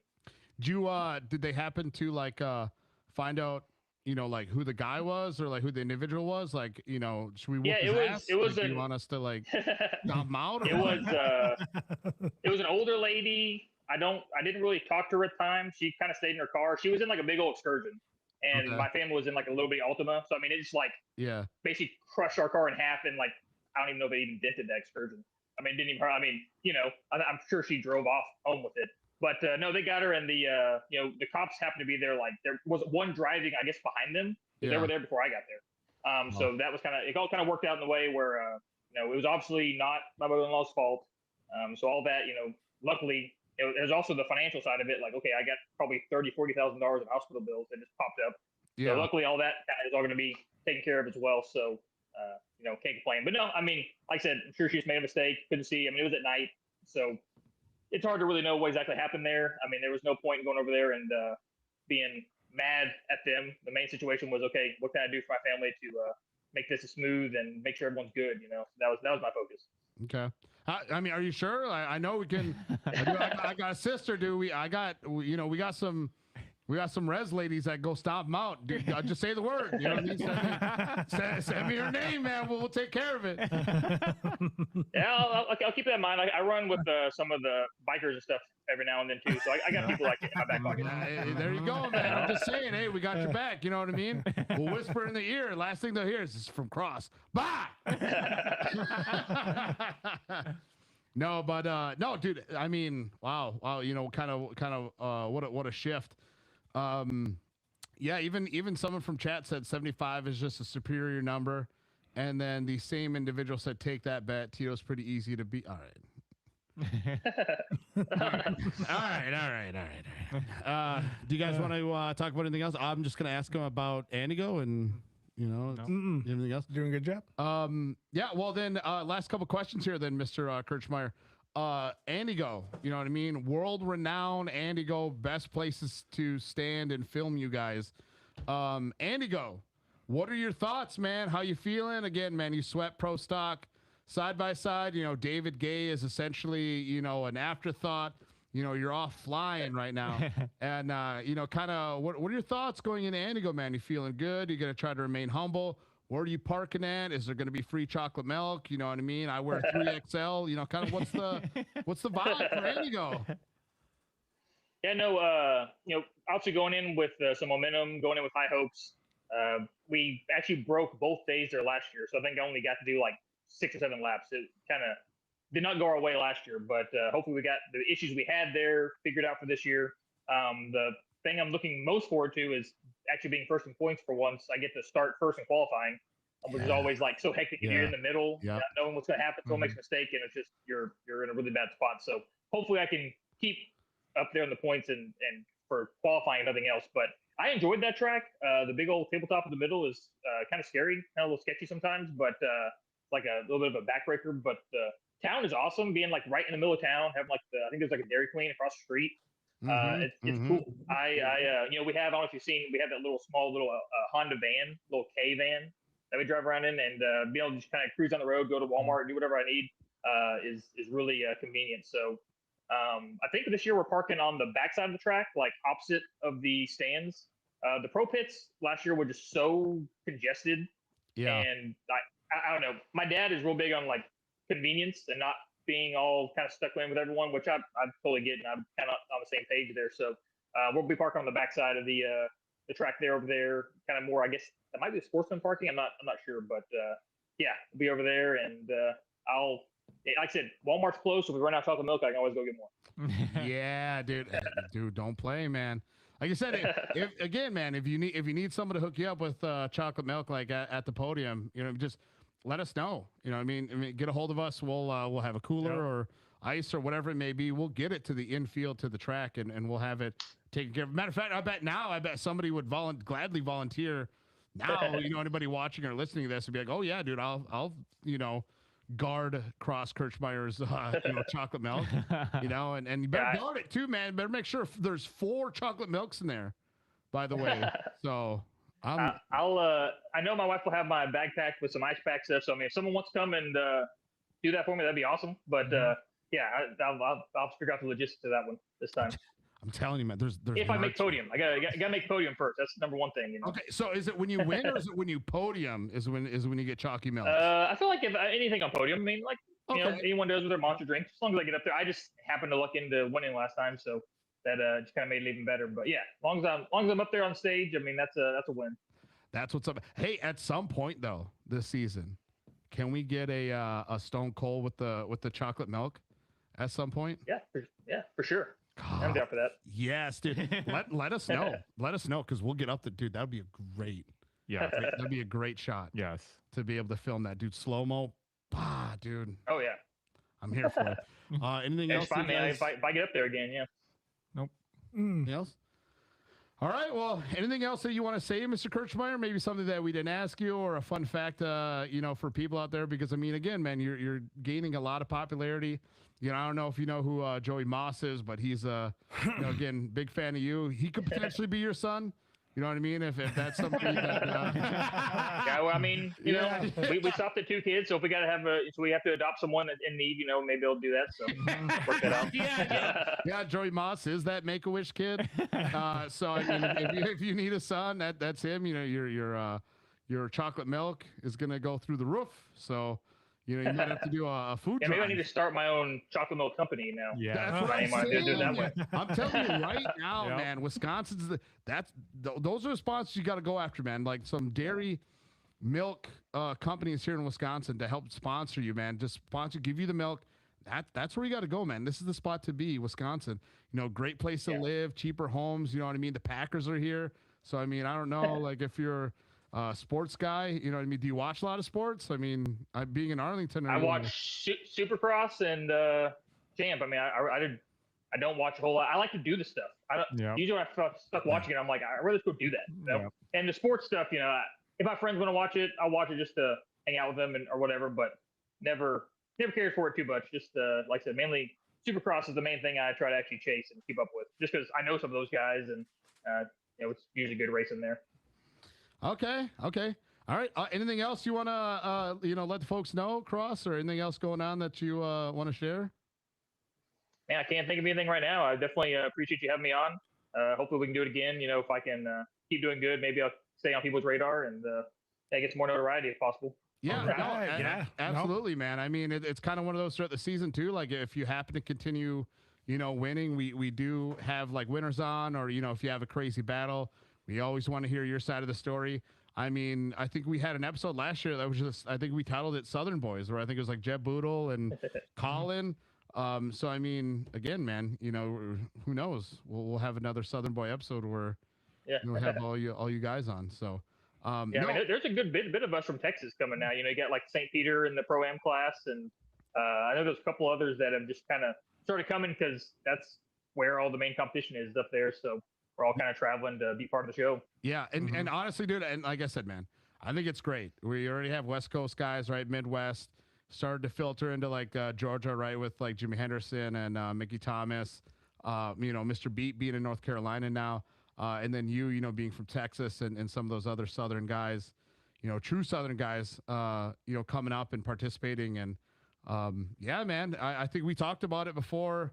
Sunday we're like, hey man, like the southern guys might be taking over the side-by-side series, so these Midwest guys better step up. Kosmecki being a bum, you know what I mean, and CJ bum ass knee, David Gay not holding it down, you know what I mean, typical Minnesota guy, just heartbreaking people. So you're the darling here, so I think people want to see you succeed, and we all do as well. So yeah, I definitely would love to have some success. I mean, winning a championship out here would be incredible, but I mean, definitely ain't gonna be easy. Like I said, there's 10 guys in that class that could easily win any race. So it's just can't get too ahead of yourself and just focus each race as it comes and do the best we can. Mm-hmm. Yeah, and I don't think you'd want it any other way. I think you want it as tough as possible so that it's earned. Oh yeah. And we've already got someone in the chat that says 75 pro stock champ. So I mean, hey. I hope so. Affirmation. So, thank you, Cross Kirchmeier, man. We really appreciate it. Taking time out of your day, taking time out of your night to spend time with us, share us about your life, everything else up to this point. And man, we will definitely have you on more so that we can hear about your successes this season. So sweet, yeah, man, I appreciate it. All righty, thank you. Yeah, we'll see you at Indigo. All right, see you there. Yep. Later. All right. Should I get our other one then on? Yep. Might as well. Real quick ones. Yeah. You think you'll join in right away?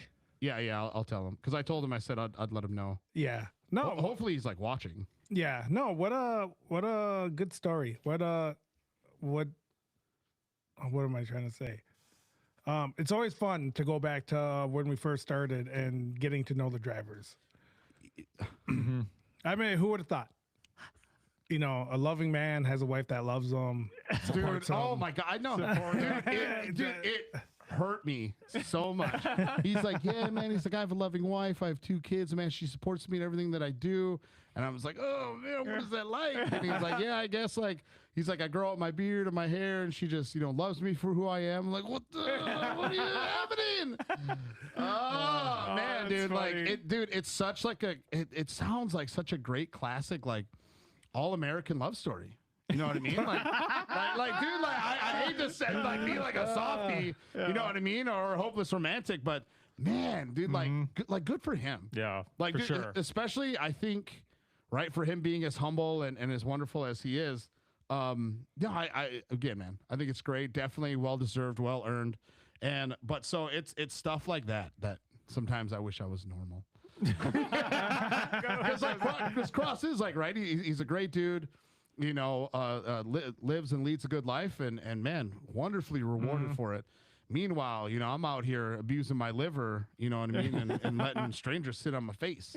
So you know, maybe It's time for a switch. maybe it's time for a switch. Yeah, you know what I mean. time for a lifestyle change. Yeah, it's time for lifestyle. Maybe I do need to be carrying those church chairs. You know what I mean? Got to go 12 deep. Just letting you know, that's what I've been saying. Well, you haven't been saying it like that. It goes but down like that. But I've been saying it. Yeah. So No, that's cool. yeah. No, always fun. Hopefully, you gain some fans out of this. Again, if you guys are in the pits, go check them out. Pinball Master. Pinball Master. We're gonna have a pinball tournament. We should have a pinball tournament at Fall Crandon. So no matter what, we're gonna be doing that. $20 a pop. Yeah. Winner take all. Yeah, he's like $20 pop. Don't tell him. Yeah. All proceeds go to the point champ. Yeah. Or the people's champ. All proceeds going to Joey. Oh, that's what I should have asked him too. Was like for Andy go. I should have been like, do I pick you? Yeah. Yeah. There you go. So all right, yeah. Our guest has said he's downloading the app. Yeah. I don't know. I think he's a good top 3 pick. Yeah, I think so too. Yeah, and hopefully, like he said, hopefully he worked out the bugs from last year. Yeah, he he's only on got a Honda. Yeah, I forgot about that too. Mm-hmm. Oh, you know who we maybe have on then race week? Mr. David Gay.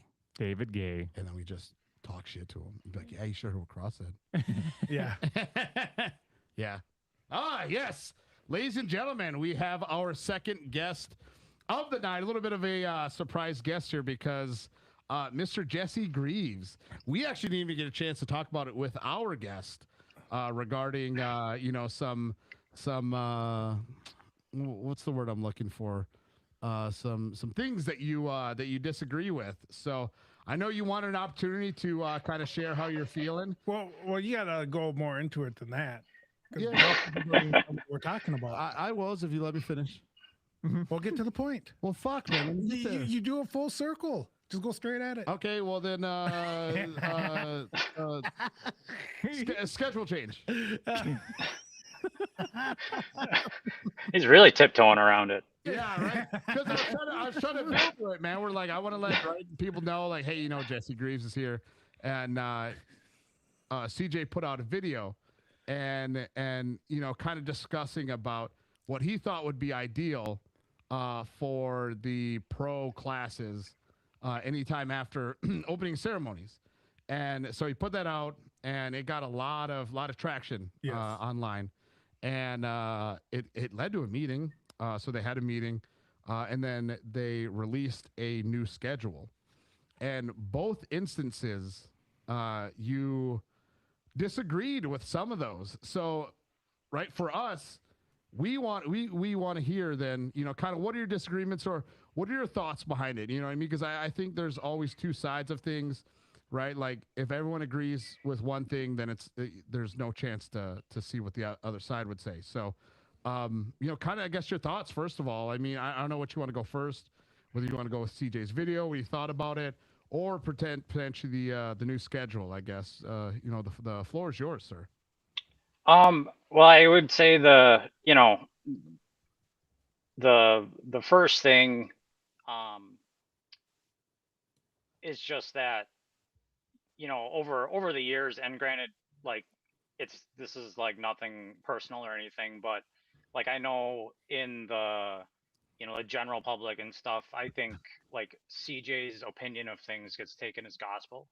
Okay. And Yep. like you guys are one of the platforms that gives people that opportunity to voice opinions. And I felt that this was just an instance where um, I heard some of his opinions and stuff that they came up with, and I have some very different takes on stuff that I heard that I felt like should be voiced as well.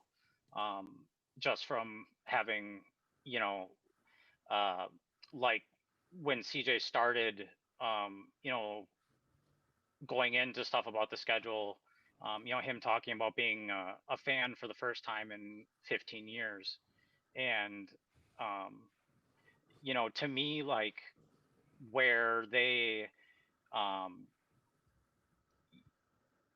the way that they I don't know how they came up with this scenario, or that this was going to be a fix for stuff, but um you know after, if you go to Wheatland as a fan and you look at the stands, it's nothing like any of the Midwest races. Yeah. Yeah. Like that is not the race to base like a change or to alter how we do things as a whole.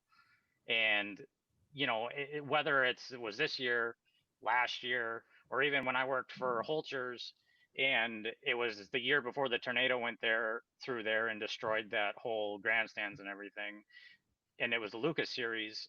There's not. It is pretty much just the racers that show up to that. If Yeah. if you're at Anago, Lena, and obviously Crandon and stuff, even ERX to a certain extent, like for sure Lena and Anago, those it's standing room only. I mean, when you get in the grandstands, it's for the throughout the pro races, it's if you don't save your seat, you're not getting one. Yeah. So to me, it was kind of, if this truly came up because he got in the stand and kind of looked around and said, "Wow, there's nobody here." I mean, that's kind of how it is there. It's just the fact that track is nothing against Wheatland. It's an awesome track. It's just kind of in the middle of nowhere, and it's not, it's not a big travel destination or anything Yeah. by that means. But you know, in my opinion, as someone who's been a fan, you know, more of my life than not, you know, I understand where they're trying to like say they're trying to get people in the seats or do something with the fans or like change up the schedule. So for families and stuff, me growing up, when you went to the track, you always knew my whole life the schedule's been the same. The big guys run at the end, and it's always a lead up to the big trucks, right? The Yep. excitement always builds throughout the day, and the good stuff's at the end, which is like any big show business model, right? You want to keep the people in the stands and you want to build that excitement towards the end. And what did we do when we got there during the day? We walked through the pits. And I know that was one thing that was mentioned was like, oh, well, people with families and stuff, they want to go home after. Yeah, everybody wants to go home after the races are done. But that's why you get included with your admission is the pit pass. So you go there earlier in the day, and yeah, the trucks are all together and stuff, and maybe you don't get that aspect, but the drivers are usually there. They're usually relaxed, you know, because none of the racing has happened yet. None of the stressful stuff has happened yet. And you can go up and talk and walk through the pits the whole day. And you have that whole time to do whatever you want. And then you see the races and you go home. And so to me, like that aspect from my, personal experience is just something as a fan that we've always done. I mean, it's since I was a kid growing up with my dad, and you always went early. You walked the pits. You stopped by people's pits, talked, and then you went and you watched the races you wanted to watch. And at the end, the day was done when the last races were done. Yeah. And I guess that's to me how it still makes sense. And I don't know, I can't see a reality where, from that aspect, that making the trucks go earlier or having the trucks go earlier is going to invite fans to stay later. Um, and I guess So that's in my do you think that by the Pro 2s and Pro 4s going first and third, do you think it's going to start to take away from like the other classes that are after? So I mean, right, there's 7 slots there, and if they go 1-3, do you think it's going to take away from slots like 4, 5, 6, and 7? Or I guess kind of like in your opinion, what do you think is the negatives, I guess, of having the Pro 2s and Pro 4s go early? Because then because I also see like why they put Pro Spec last is because it is the most entertaining class and has been the last 2 years. I guess in right, in your opinion, then what are some negatives, I guess, of this schedule? You know what I mean? Because I understand what you're saying though with Wheatland, right? Is that not every track is Wheatland, and maybe some of his takes were coming from that experience that weekend. But I guess in your opinion, what are some negatives then coming out of it? So, I mean, I definitely, obviously, Pro Spec is one of the better races. There's no doubt about that. You know, it depends who you're trying to attract, because as far as the the purest of the race fans that really sink their teeth into it, I don't think it's going to deter them as much. But the general public, who when you talk up these classes, right? That's, you know, when I'm talking to someone who's not from the off-road world and I'm trying to sell them to come to a race, it's always like, okay, hey, we have these races during the day, and then the pros start here, and it just builds up as the pros go on. You want to stay for all of them, right? So now if you're talking to a general fan, how do you get them to stay to the end of the day if what you consider the two show classes, right, the two classes that Mm-hmm. are bragged about to the as much as we can to the general public, go early? Like, to Yeah. me, that doesn't correlate, as working out as a whole, especially like, you know and to me, like in the tracks, or like, if this was a strategy, and maybe it'll work, maybe it won't, I don't know. But when I think about it, like, you have other forms of motorsport that operate in a certain, similar style as far as build up. But like, if this worked out in other stuff, like in Supercross, why not run all the races first, or the 450 guys first, and then the 250s after, and then the lights, or the next, or whatever that the building class is called. Yeah. If if this was a model that would work that way. Yeah. Yeah. And But something, right, too, something that we've also said is like, again, right, it's tough for us to compare ourselves to like, right, a Supercross or F1 or, NASCAR, oh, for or sure, whatever it may be. 100%. But I understand what you mean as far as like the business racing model side of things. So I guess also I want to ask you then, why do you think there was such a big complaint of the race schedule, like how it was? Like, why do you think CJ was feeling some sort of way, or why do you think other drivers kind of felt that sentiment? Like, if you could kind of tap in, like why do you think they wanted change if, in your opinion, like how things were going were kind of the classic, ways of it? Do you think they were just doing it for the sake of change, or like, I guess, like, or I don't know if you talked to anybody else, like why they wanted change from the classic schedule? That's a good question. I don't have a lot of contact with the Pro 2s or Pro 4 guys. I have a lot of, I guess I would say, better contacts in the other classes. Um, What are you the know, other classes saying then? I can't speak for everyone. I'm not gonna Yeah. speak for everyone. But what you know, what I would say is that we all know, again, like, if you're basing a lot of this off of what Wheatland was, we know that that track is what it is. Yep. You go there assuming that that track is going to be a blue groove track, right? That's just, everybody knows it. The racing is what it is. We all deal with it. If you're moving it up because of a track prep thing, then maybe it's a track prep thing and not a schedule thing. But but like I would say like not Wheatland, ERX. I don't know anybody who's ever complained about track prep on that track. Do you still think that's going to be a thing there? Like moving that up, on a basis for a better track?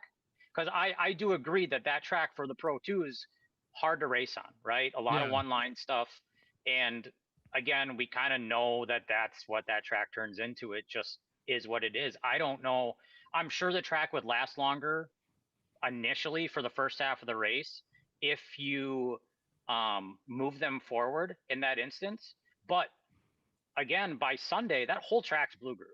Like, I don't know if the Pro 2 went first or they went last. I think they were going to get a pretty similar track. I don't know. It might have been a little better for a little bit more of the race, but I don't know if it would have been so catastrophically different that it would have altered a lot of stuff. But I guess also, other than, and if we're talking about the track prep side of things, I know that was a point that was made. Pro 4 is the pinnacle of what our sport can offer, right? For the trucks, the technology, they should be able to race on whatever gets thrown at them. That may sound harsh. It's not, and I know as a racer, it's not what you want to hear, right? You want a perfectly groomed track, and to obviously go as push everything to the limit. But at the end of the day, like, that is the best vehicle platform, most advanced thing we can offer. They should be able to handle whatever gets thrown at them. And again, that's not probably going to be in a popular opinion with those guys, but from my standpoint, I guess that, outside looking in, you brag up about these vehicles that they're so, that they are the best of the best. Like, to me, and again, it's not going to be popular with the drivers, but that would be something that I think would be more of a mute point as far as the track prep side of things went. Yeah. Well, so I do agree, right? Is that I do agree that Pro 4s do handle a lot, of anything that's thrown at them. They can, right, 4-wheel drive, all that horsepower usually gets them out of a lot of circumstances that other vehicles wouldn't. And maybe I have a bit of a hot take here, but I think we all agree that, right, Pro 4 is absolutely incredible. It's the pinnacle top dog class. But as of recently, even with truck count, has Pro 4 lost some of its luster? And is it really the main event class anymore? I mean, again, hot take on my part, something to think about. And is that why maybe they're feeling a certain way? You think maybe CJ is saying that because, Pro 2 could be, the main event class, the Pro Spec could be the main event class of like what's more entertaining, because then by the end, right? I mean, if you've got, Johnny Greaves out there, CJ and Jimmy, and we all know Mamer's broken down, 3 seconds in, you know what I mean? And Mickey Thomas still having issues. Let's say Wildman wads it up. We're down to 3 guys. Is that, again, is that main event caliber class? I mean, is this why we're changing it up? I mean, what are your well, thoughts and I don't think that's a hot take. I kind of find it ironic to a certain extent that this comes now, because I feel like Pro 4 this year is probably going to be the most competitive it's been. I think Pro 4 on Sunday was an awesome race. Like, I mean, and the thing is like, I guess our sport as a whole right now, I feel, is people aren't happy with stuff, but the racing is really good. I don't think that there's really like a bunch of snoozer classes. Like, if you looked at 3 to 4 years ago, I mean, there was a lot of classes that didn't have the car count. And I mean, especially Pro 4, if you were in the stands and CJ took the lead, people would just leave. Like Mhm. that was it. Like Yeah. they just left. And it's Yeah. like, Yeah. so where was this argument, or where was this logic then? Right? Because Yeah. that would have been the worst part of it. Like, and that's what I think is like also kind of frustrates me too, is like, I don't know how you don't, I don't think what, you know, I don't think our product is the problem. I don't think that's what is like restricting our series right now. I think that in our pro classes, other than maybe in, pro light because of the car count, but even with the car count, sometimes that turns into a good race. Yeah. I mean, You look know, at Saturday and so Wheatland is what we're talking right, about. and it's not always, and like you said, is Pro 4 the pinnacle, the most entertaining race all the time? Not always, but I guess overall the pro throughout the whole pro show, all the classes are pretty competitive. There's not really anyone who's at this point running away with stuff without being being challenged, and that's something that in years past, and you know you can give CJ his flowers that he made a lot of classes boring. Yeah. I mean that Yeah. Oh, we know. I mean there's been a lot of years where it just, you take the flag, it takes a couple laps, CJ's in the lead, and the race is over. Like, Yeah, and yeah. it's like, to say now that we have a product issue, to me just doesn't make sense. From all the years that I've watched it, it's hard to hear that. To me, it kind of hurts my heart a little bit, because it's what we have going on right now is really good. I mean, even whether it's the pro spec, I mean, I might be a little biased, but Pro Buggy Sunday was a damn good race. Yeah. No, I agree. I mean, there's, and I don't think, there was other things I think that got said that, about, power and driving and passing, and, there's not a lot.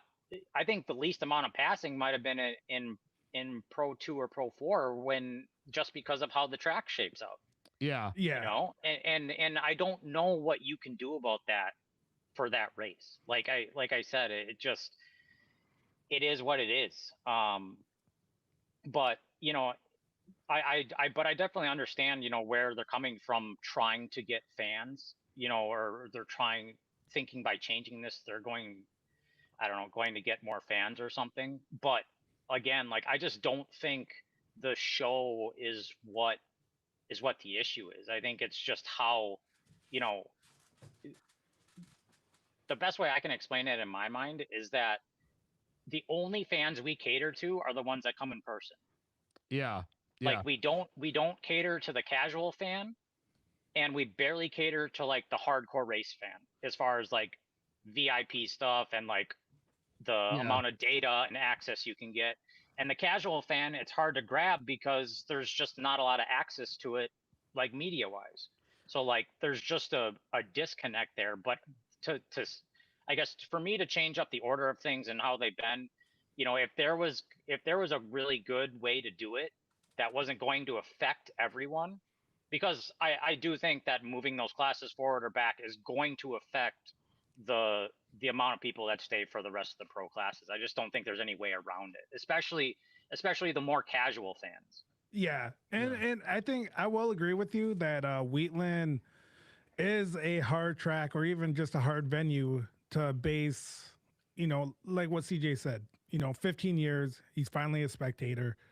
He did pick a pretty, right, we'll say, a venue that is in the middle of nowhere. And again, it was a hot topic, Wheatland track prep, blue grooved, and I get it, but also on the hindsight of stuff, I do personally agree with the change. As far as fans goes, they're always going to be around.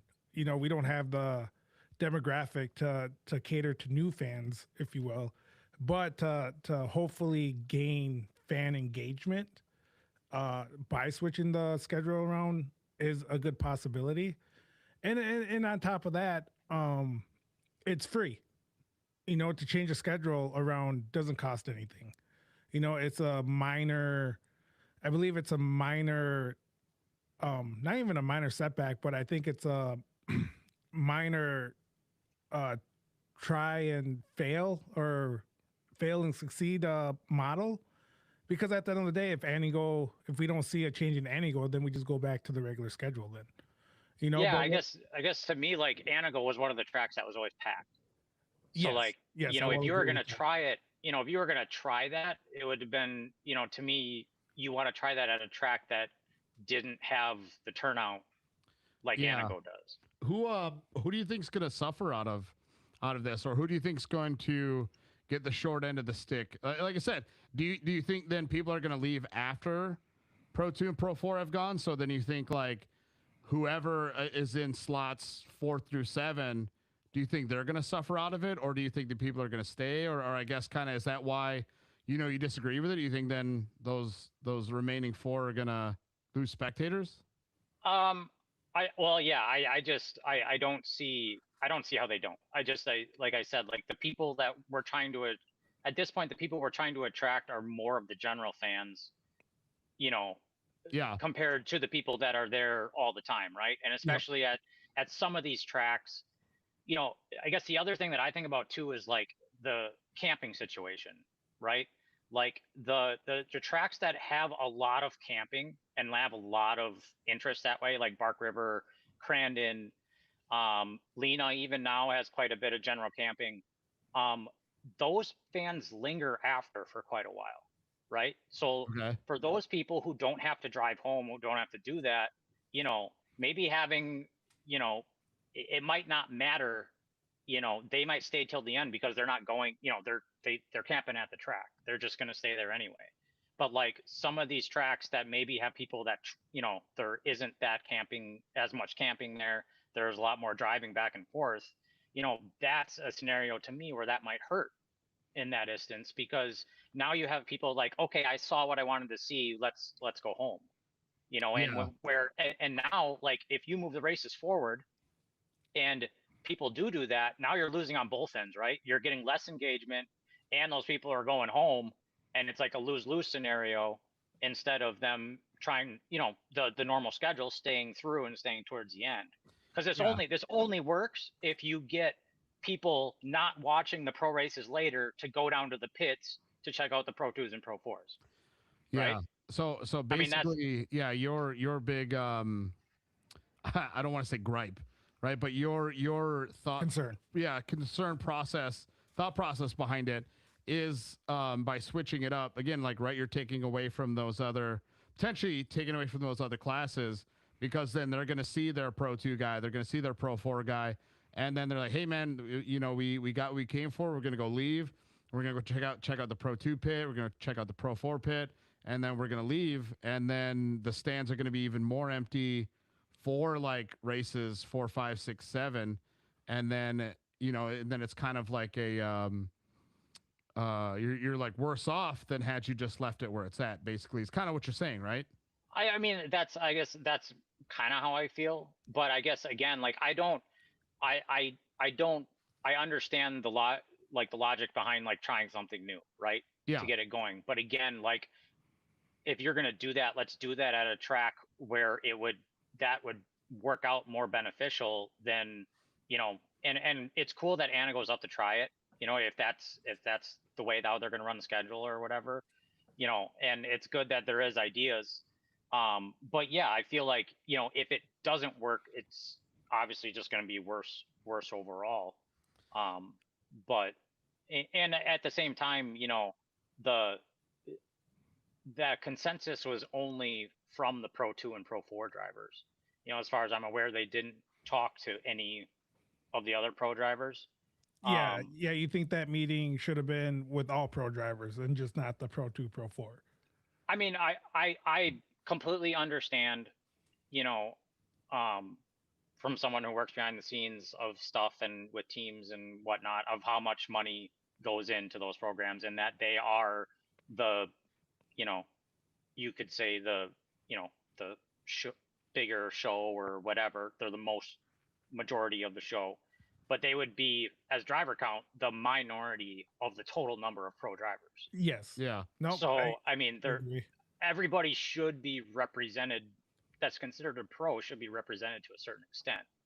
Yeah, and I think the other reasoning behind switching the schedule around too was to hopefully TV wise to make it look like there's actually fans there for the two, so-called pinnacle racing there. So like when you go to podium, the Pro 2 Pro 4 podiums are pretty. Yeah, the Pro 4 podiums are pretty sparse. Yeah. So that's where I think that we've all talked about that. Yeah. I think we actually mentioned it yesterday or maybe today that even during when we were filming Rush and Rush 2 that we noticed like, man, dude, we feel kind of bad for the Pro 4 guys because they get done racing, they go to the podium and everyone's gone. Like, you know what I mean? Like Pro Buggy through Pro 2 gets packed fans, packed podiums, and then the main event puts on a show, and then everyone's gone. So that's where I can understand on some of the empathy I give for the Pro 4s. And I guess with that being said, with the schedule how it is in your mind, how could that work out? So how could both sides win where they switch up the schedule to accommodate drivers or maybe some of the things that they want, and you're able to keep fans in the stands through the end? Like in your mind, how does that work? Do you put Pro 4 last? Do you how does that work for you? I don't. I guess I didn't. To me, I just didn't feel like what we had was broken. Okay. I understood that there was things that weren't great and some things that were okay or not okay. The Pro 4 podium is something I had never thought about and is a good point. But do you change the whole system for the podium? Like, could we? That was just one thing that we noticed. That's all. Right. Oh no, for sure. And but I'm just I'm trying to think in my brain right now of how do you fix that? I mean, lock the gates. Short of, yeah. Tito, stand there. Yeah. Lock them. Yeah, lock the gates. Once we have 50 to 100 people at the podium, then everyone can go. Yeah. I mean, but then we need to give them more of an incentive to be at the podium, right? I mean, we need. Yeah. Do we need to be giving out stuff? Do we need to be throwing out merch as we're getting to the podium, like signing stuff? That costs money, you know how it is. Oh, for sure. But I mean, I know there's a lot of, from the podiums that I've been around, like not as a racer, the kids that are running up that want stuff signed, and I don't know how many people are signing stuff at the podium or anything like that. But I guess if, I know just even from being in the crowd, like when Burnlors are on the podium and there's kids that like, throw me your hat, throw me your hat, throw me your hat. And he's like, listen, my podium hat, if you come meet me at my pit, I'll sign one and give you a different one. Like, easy way to get fan engagement outside of the podium. Maybe, and I don't know, I'm just trying to rattle stuff out of the top of my head. I don't know a good scenario for that other than maybe giving, doing some type of post-race press conference that would give them, more time to talk about, their race and for people to ask questions. No, I mean, listen, I understand definitely where you're coming from. Like you said, is it's one of those where, again, if it's not broke, there's no reason to fix it. But I do share some sentiment, like I said, with the Pro 4 drivers as far as being able to also enjoy that. I'm all for trying, again, I guess, right. You're talking to Impulse Media. That's always trying different stuff to see where it sticks. So I think for us that it's a step. First of all, to even get the series to change the schedule like that, I think is a huge step. I mean, I'm sure, Well, I was kind of surprised when he said the series shut it down, because I thought the tracks were in control of technically what classes went where.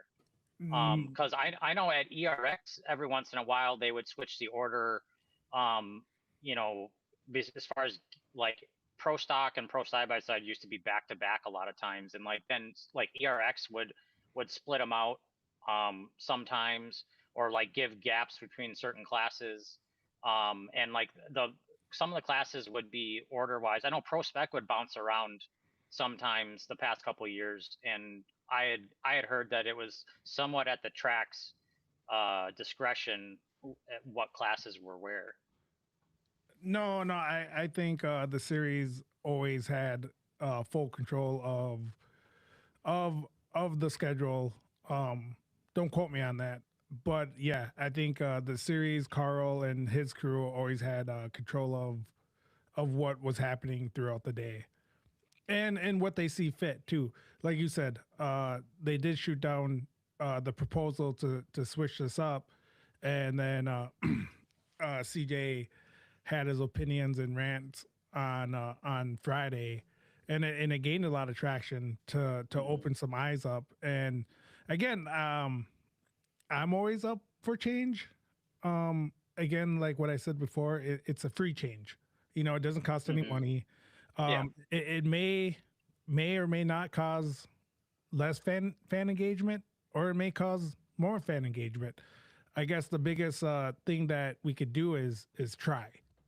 Right. You know, because on the schedule too, right before opening ceremonies from on Saturday of Anigo from 3 to 4 p.m.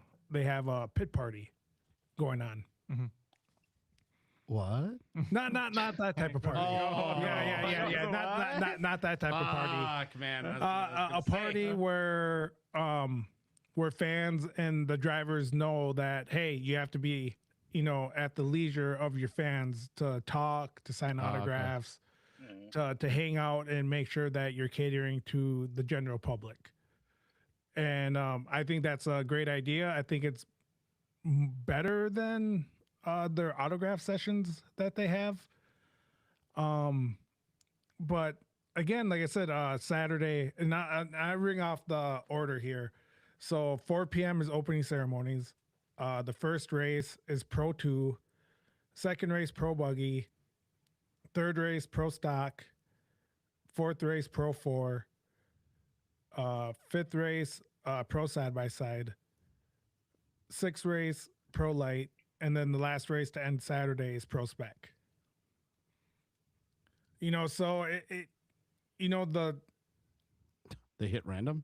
I don't know how they, I don't know how they came up with that schedule. Yeah.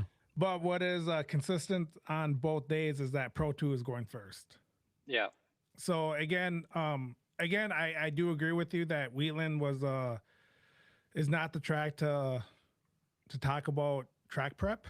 Yeah, like end all be all kind of. Yeah, because like you said, you have a very good point that ERX is one of the best track prep tracks that in the series, and no one flinches. So I'm wondering if it's more so fan engagement, how to keep fans there, but not only that, but then again, how to make for TV, how to make the two pinnacle classes look like they have fans there still, you know, instead of Pro 4 at the end of the day.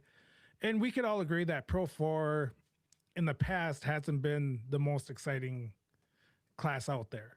You know, CJ has done a wonderful job of trying to keep it exciting by doing the WWE style and keeping to the script. So I understand, like, maybe that's why maybe Pro 4 shouldn't be last, because it's a gamble, you know. Wheatland was a rare occurrence where both days had battles both days, you know, where there wasn't just 2 to 3 trucks just driving around the track, you know. Right. So again, you just look at the past and you just try to gamble on that, and you pray that Pro 4 continues to have these battles, you know, with Cole Mamer coming back, you know. And you know, we were discussing earlier today, like, we hope CJ takes the season off because it's making Pro 4 exciting again. Yes. You know what I mean? You know what I mean? And that's just from the fan side of it. And nothing against CJ. I hope CJ recovers from his knee injury, comes back 110% healthy for next year. No. But, or the drivers step up and challenge him. You know what I mean? I mean, so technically, it's the greatest compliment CJ could have. Yeah. So I guess at the end of the day, though, too, again, it's a free change. I don't think it's gonna hurt anything. I don't think it's gonna make the series any. I don't think it's gonna put the series in a worse position than it's been in the past. So it's just again, like I said, I'm all up for change. Me and the boys are always trying to change things up. Change it up. And you said something earlier today, like, why now? Why the gripe? Why the concerns about the schedule? And I believe, and it just kind of hit me that, back in the day, they didn't have a podcast. We here at the Impulse Show, we definitely stirred up a lot of shit throughout the past. So it's all your fault. No, but I think it's given confidence to drivers to speak up. Yeah. And to have conversations that need to be had. Yep. You know what I mean? Whether they be on social media or whether they be behind closed doors. And that's exactly. You want to talk about track prep on Sunday? They got me racing after Pro 4. I'm gonna get lost in some of those ruts out there. Bring a fan. Yeah. You'll be in staging a while. But like I said, I think Wheatland is probably the worst track prep track out there. So I mean, you look at the other 7 tracks that are ahead. They do a wonderful job at track prep. So. And it depends how you look at it. I mean, you can call it worse, or you can just call it a different style track. I mean, it at least it's going to be consistent, and everybody's got to race on the same track. To me, I guess to me, the worst track is when you don't know what you're going to get. I mean, that's always usually the hardest thing to cope with. But yeah, it's just a hard one to base it off of. No, exactly. Yeah. And I totally agree with you. It is a hard track to base anything off of, especially tracks middle of nowhere. Fans are scarce. Everyone's trying to get home. So again, like you said, it's definitely the worst track to base your 15-year career on and then spectate. So, and then be a spectator for that track is definitely probably one of the worst tracks to be a spectator at. Right. Or just even observing, you know what I mean? And that's definitely what he was doing. He was definitely observing what was happening throughout the weekend, which he never really gets to do. And maybe thank God, because he does have a voice. He is very popular and he voiced his opinion. And here we are, having and the funny thing is, it's 2 different schedules for Saturday and Sunday. Right. Yeah. So, like on Sunday, again, and everyone might like this one. We start at 12:45 on Sunday. Yeah, it's interesting. Yes. So opening ceremony is at 12:45. 1 p.m. again. Pro 2, Pro Spec, Pro 4, Pro Stock, Pro Light, Pro Side by Side, and then Pro Buggy. So definitely different. I don't want to say inconsistent, but I'm one to believe too that maybe you keep the schedule the same for both days. I don't know. I think my take on it is, and again, this is the fan in me, is the whereas like right, and the conundrum is right. Keep the same schedule, keep the same track. This is a track that you're gonna get, but I like the switch up of it. Like if you're a pro buggy driver, you're like, oh, one day we're going after Pro 2, next day we're going after Pro side by side, dude. And we're at the tail end of the day.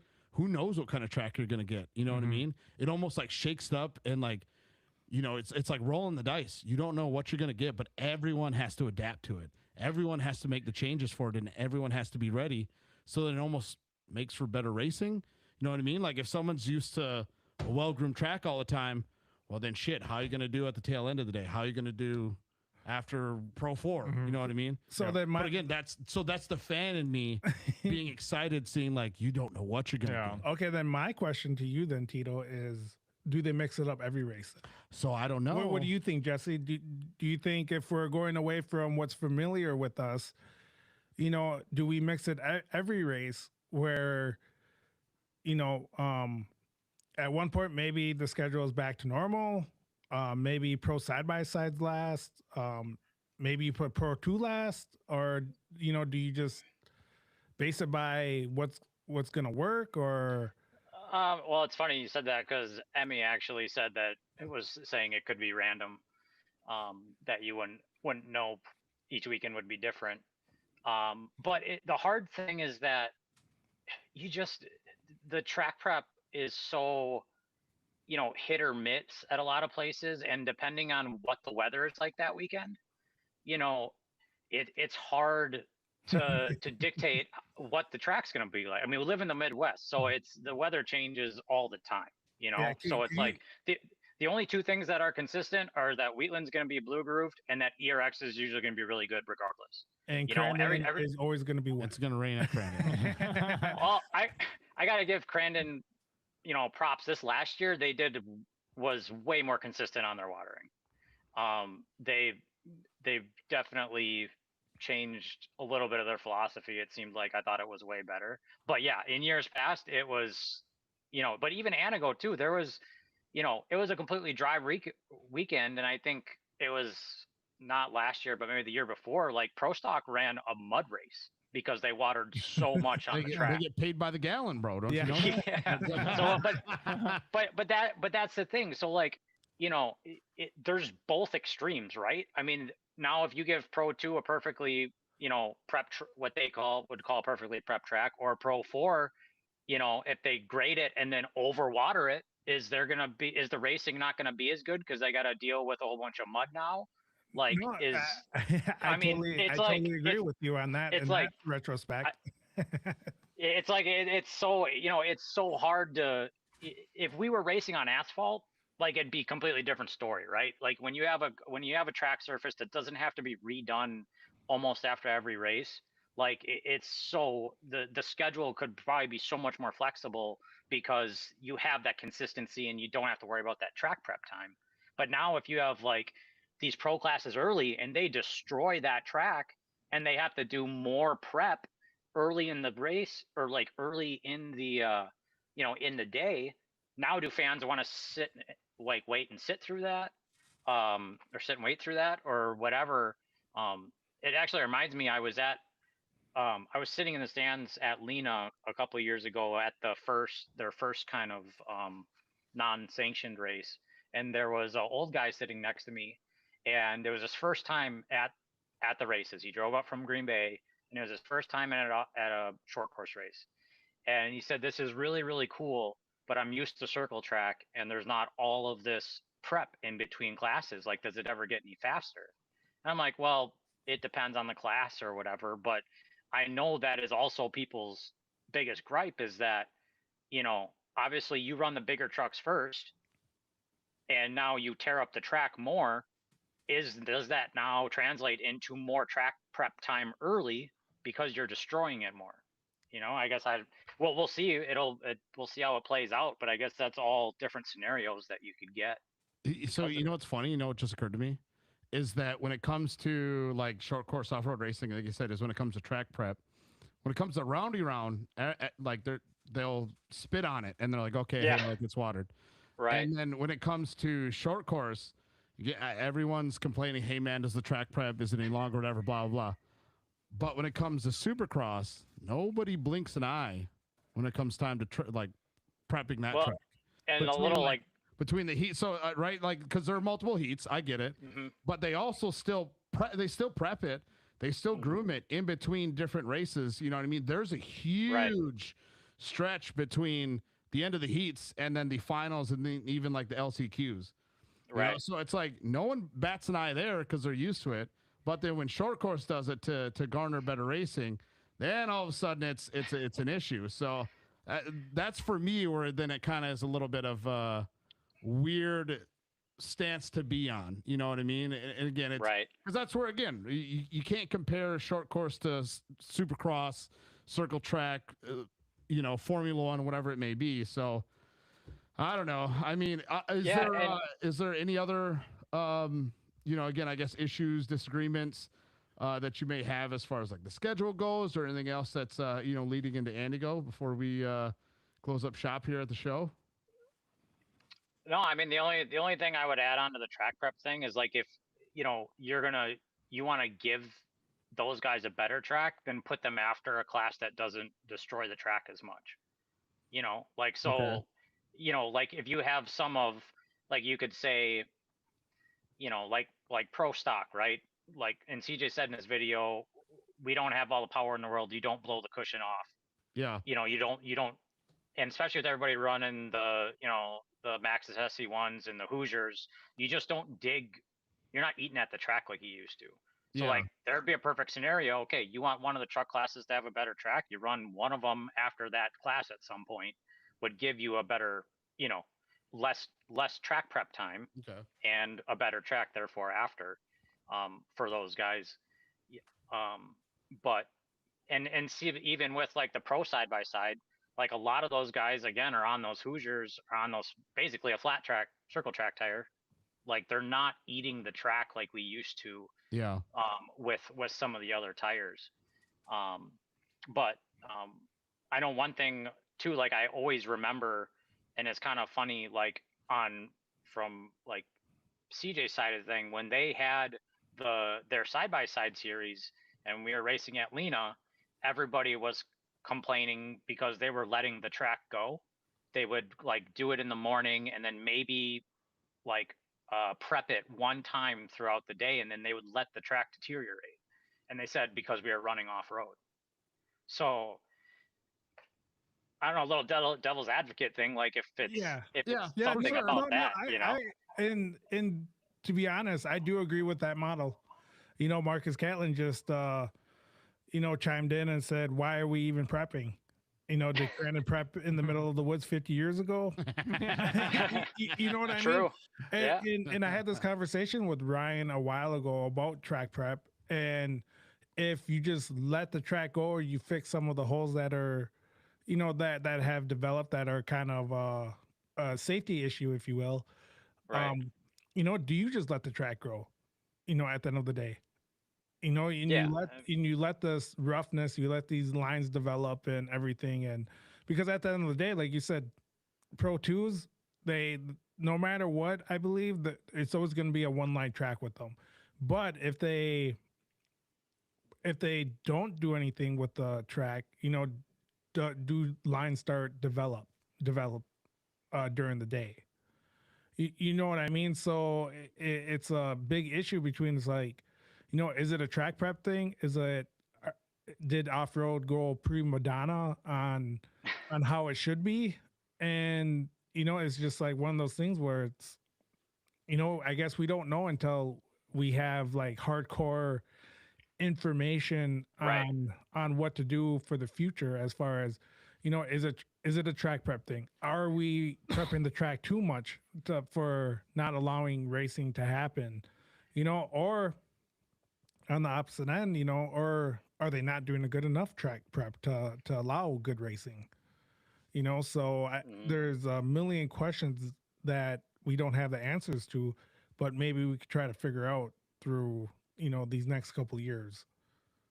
Yeah, no, I mean, it if it works, it works. If it doesn't, we're going to find out. I mean, were you guys fans of the rhythm section at Anago a couple years ago? Yes. Yes. The whoops of death. Yes. Yep. Yes. Again, as a fan, 100%. Yeah. Again, like I said before, it's like you just had to be smart going through those rhythm sections. It's either you can hit them or you can't hit them. and depending on how you hit them, sometimes they overjump and mess up their lines and flip and tumble, or you're a good enough driver to where it's just like, all right, I don't need to go full throttle through these. I need to be, persistent through these. Yeah. So I mean, like if like draft can hit him end over end. Yeah. He's like, you know what I mean? If Zach draft can hit it and somehow, you know what I mean? So, but no, Jesse, thank you so much, man, for taking time out of your day, time out of your night. I mean, again, this is why we do it. I mean, if it's 90, 95% or 99 or whatever that may agree, there's somebody like you that's like, hey man, like I have, an opinion or opposing opinion. That's why we're here. You know what I mean? Is we want to hear like different opinions, different sides of it. I mean, to chat, you weren't alone on some of these, opinions or takes, and your concerns are more about the overall larger aspect. You know what I mean? It's not like, you're taking stuff personally or it's going to benefit you individually in a certain way. It's just, you're like, hey man, here's what I think. These are the things that I think of when this happens. So, no, man, thank you so much, man. We appreciate it. Yeah, I appreciate you having me on and giving me a chance to share some different opinions. Mm-hmm, yeah, mm-hmm. No, absolutely, yeah, no. man. So are you, last question, are you going to be racing at Andigo? Yes. Yep. Okay. All right. Well, then we will see you at Andigo, sir. Yes. See you guys there. All right. Thanks, Jesse. Bye, Bye. Jesse. See ya. Bye. All right. Yeah. Well, interesting. Yeah. Interesting. I didn't really say a whole lot, but my thinking is I told Jeffrey this on our way to our job and wherever we were going. I like that they're trying to switch it, Yeah. but I think the problem, I told Jeffrey, I was like, they need to get rid of some classes. Is what I think they should do. Yeah. Like overall or just in the pro overall. classes? All of it, pro Okay. and sportsman, just to make more time. And we've always had this talk with like GPA and whatnot, like what's the difference between sportsman and pro to the fan? Like, I think if you get rid of classes, you can have more of a show for the pro thing, because then you have more time. Yep. At the end of the day, I like that they're switching it up, the schedule. Like I said, it might work, it might not, but that's just like our nature of like, let's just try things. Let's see what works. If it doesn't work, now we know. Yeah. And I get where the concern stems from, Mm-hmm. right? It's like if you run your main events, at 1 and 2 or 1 and 3, well then like what about those other classes then? Yeah. It's like are you then taking away Mm-hmm. from those other classes, because then they're going to be like CJ said, is like, hey, we want them to come interacting at the pit, like we're done racing. Well then, like I think what maybe his concern is after Pro 4 is done, all these people are going to be like, hey, yeah, we're gonna go check out the Pro 4 pit, Pro 4, and then who's ever racing out there is just kind of, it's the families. Yep. Yeah. Friends and family out there. Yeah. And there's no fans, but so I get that. I get that. But I also get that where CJ's trying to go for is like the engagement. Mm-hmm. Agreed. If there's sponsors there, what sponsor is going to be like, wow, there's 10 people at the Pro 4 podium. Yes. Now if there's sponsors there, now they have a chance to be like, oh wow, there's 100 people at the Pro 4 podium. But not only that, but now there's the photos, everything else. There's 25 to 50 people at their pit. Mm-hmm. You know what I mean? Asking for autographs or whatever. And I think it was more like maybe a little bit biased on CJ's part. For sure. But also just really thinking everything as a whole. Like he was thinking like, who is the show? What is the show? We're really trying to define that now. Yep. You want to know my hot take? Yes. Put the kids last. Put like all kids classes last. Like all the UTVs last. Mm-hmm. All the youth classes, all the youth kids last. Last? Yep. Put them last. I say run them all on Friday. The reason I say put them last is that because you still, so then you can move up the pro classes at least, right? You move them up time wise, and then people can go out and watch. Mm-hmm. So we're talking about getting rid of classes because people don't like to watch them. You know what I mean? Necessarily. I find joy in some of them now that some people. Yeah. Now I can find joy in it if I happen to be out there or it's on. Like I'll watch it. Like I have like a person right that you Yeah. So cheer for. You're saying like almost split. So you do half of sportsmen right away, and then at noon you run the pros, and then after the pros you run what the remaining classes. Yeah. The kids last. So this is the reason my thinking behind it is basically what I just said at the end of the pro spot, where I'm like, if you run pro 2, whatever, and then pro 4, and it's like, oh, who's left in the stands then, right? Is family members and loved ones. It's like, oh, well, if that's the case, then why not run kids class? Because then, right, you're gonna have some casual fans, like whatever, but the kids the kids are out there to race, in front of loved ones to get lap time, get experience, you know what I mean? And then those that are there that care for them are there for them to watch them, and they can do so.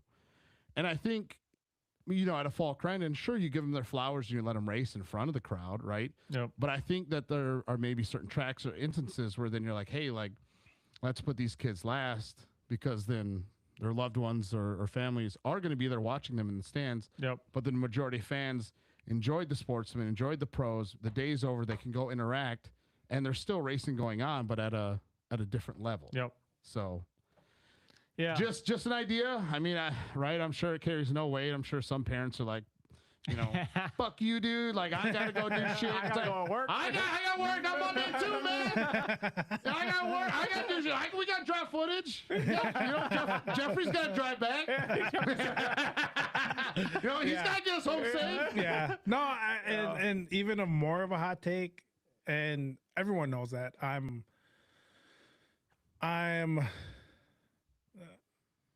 not for sportsmen. I think it takes away a lot from what Champ is trying to do.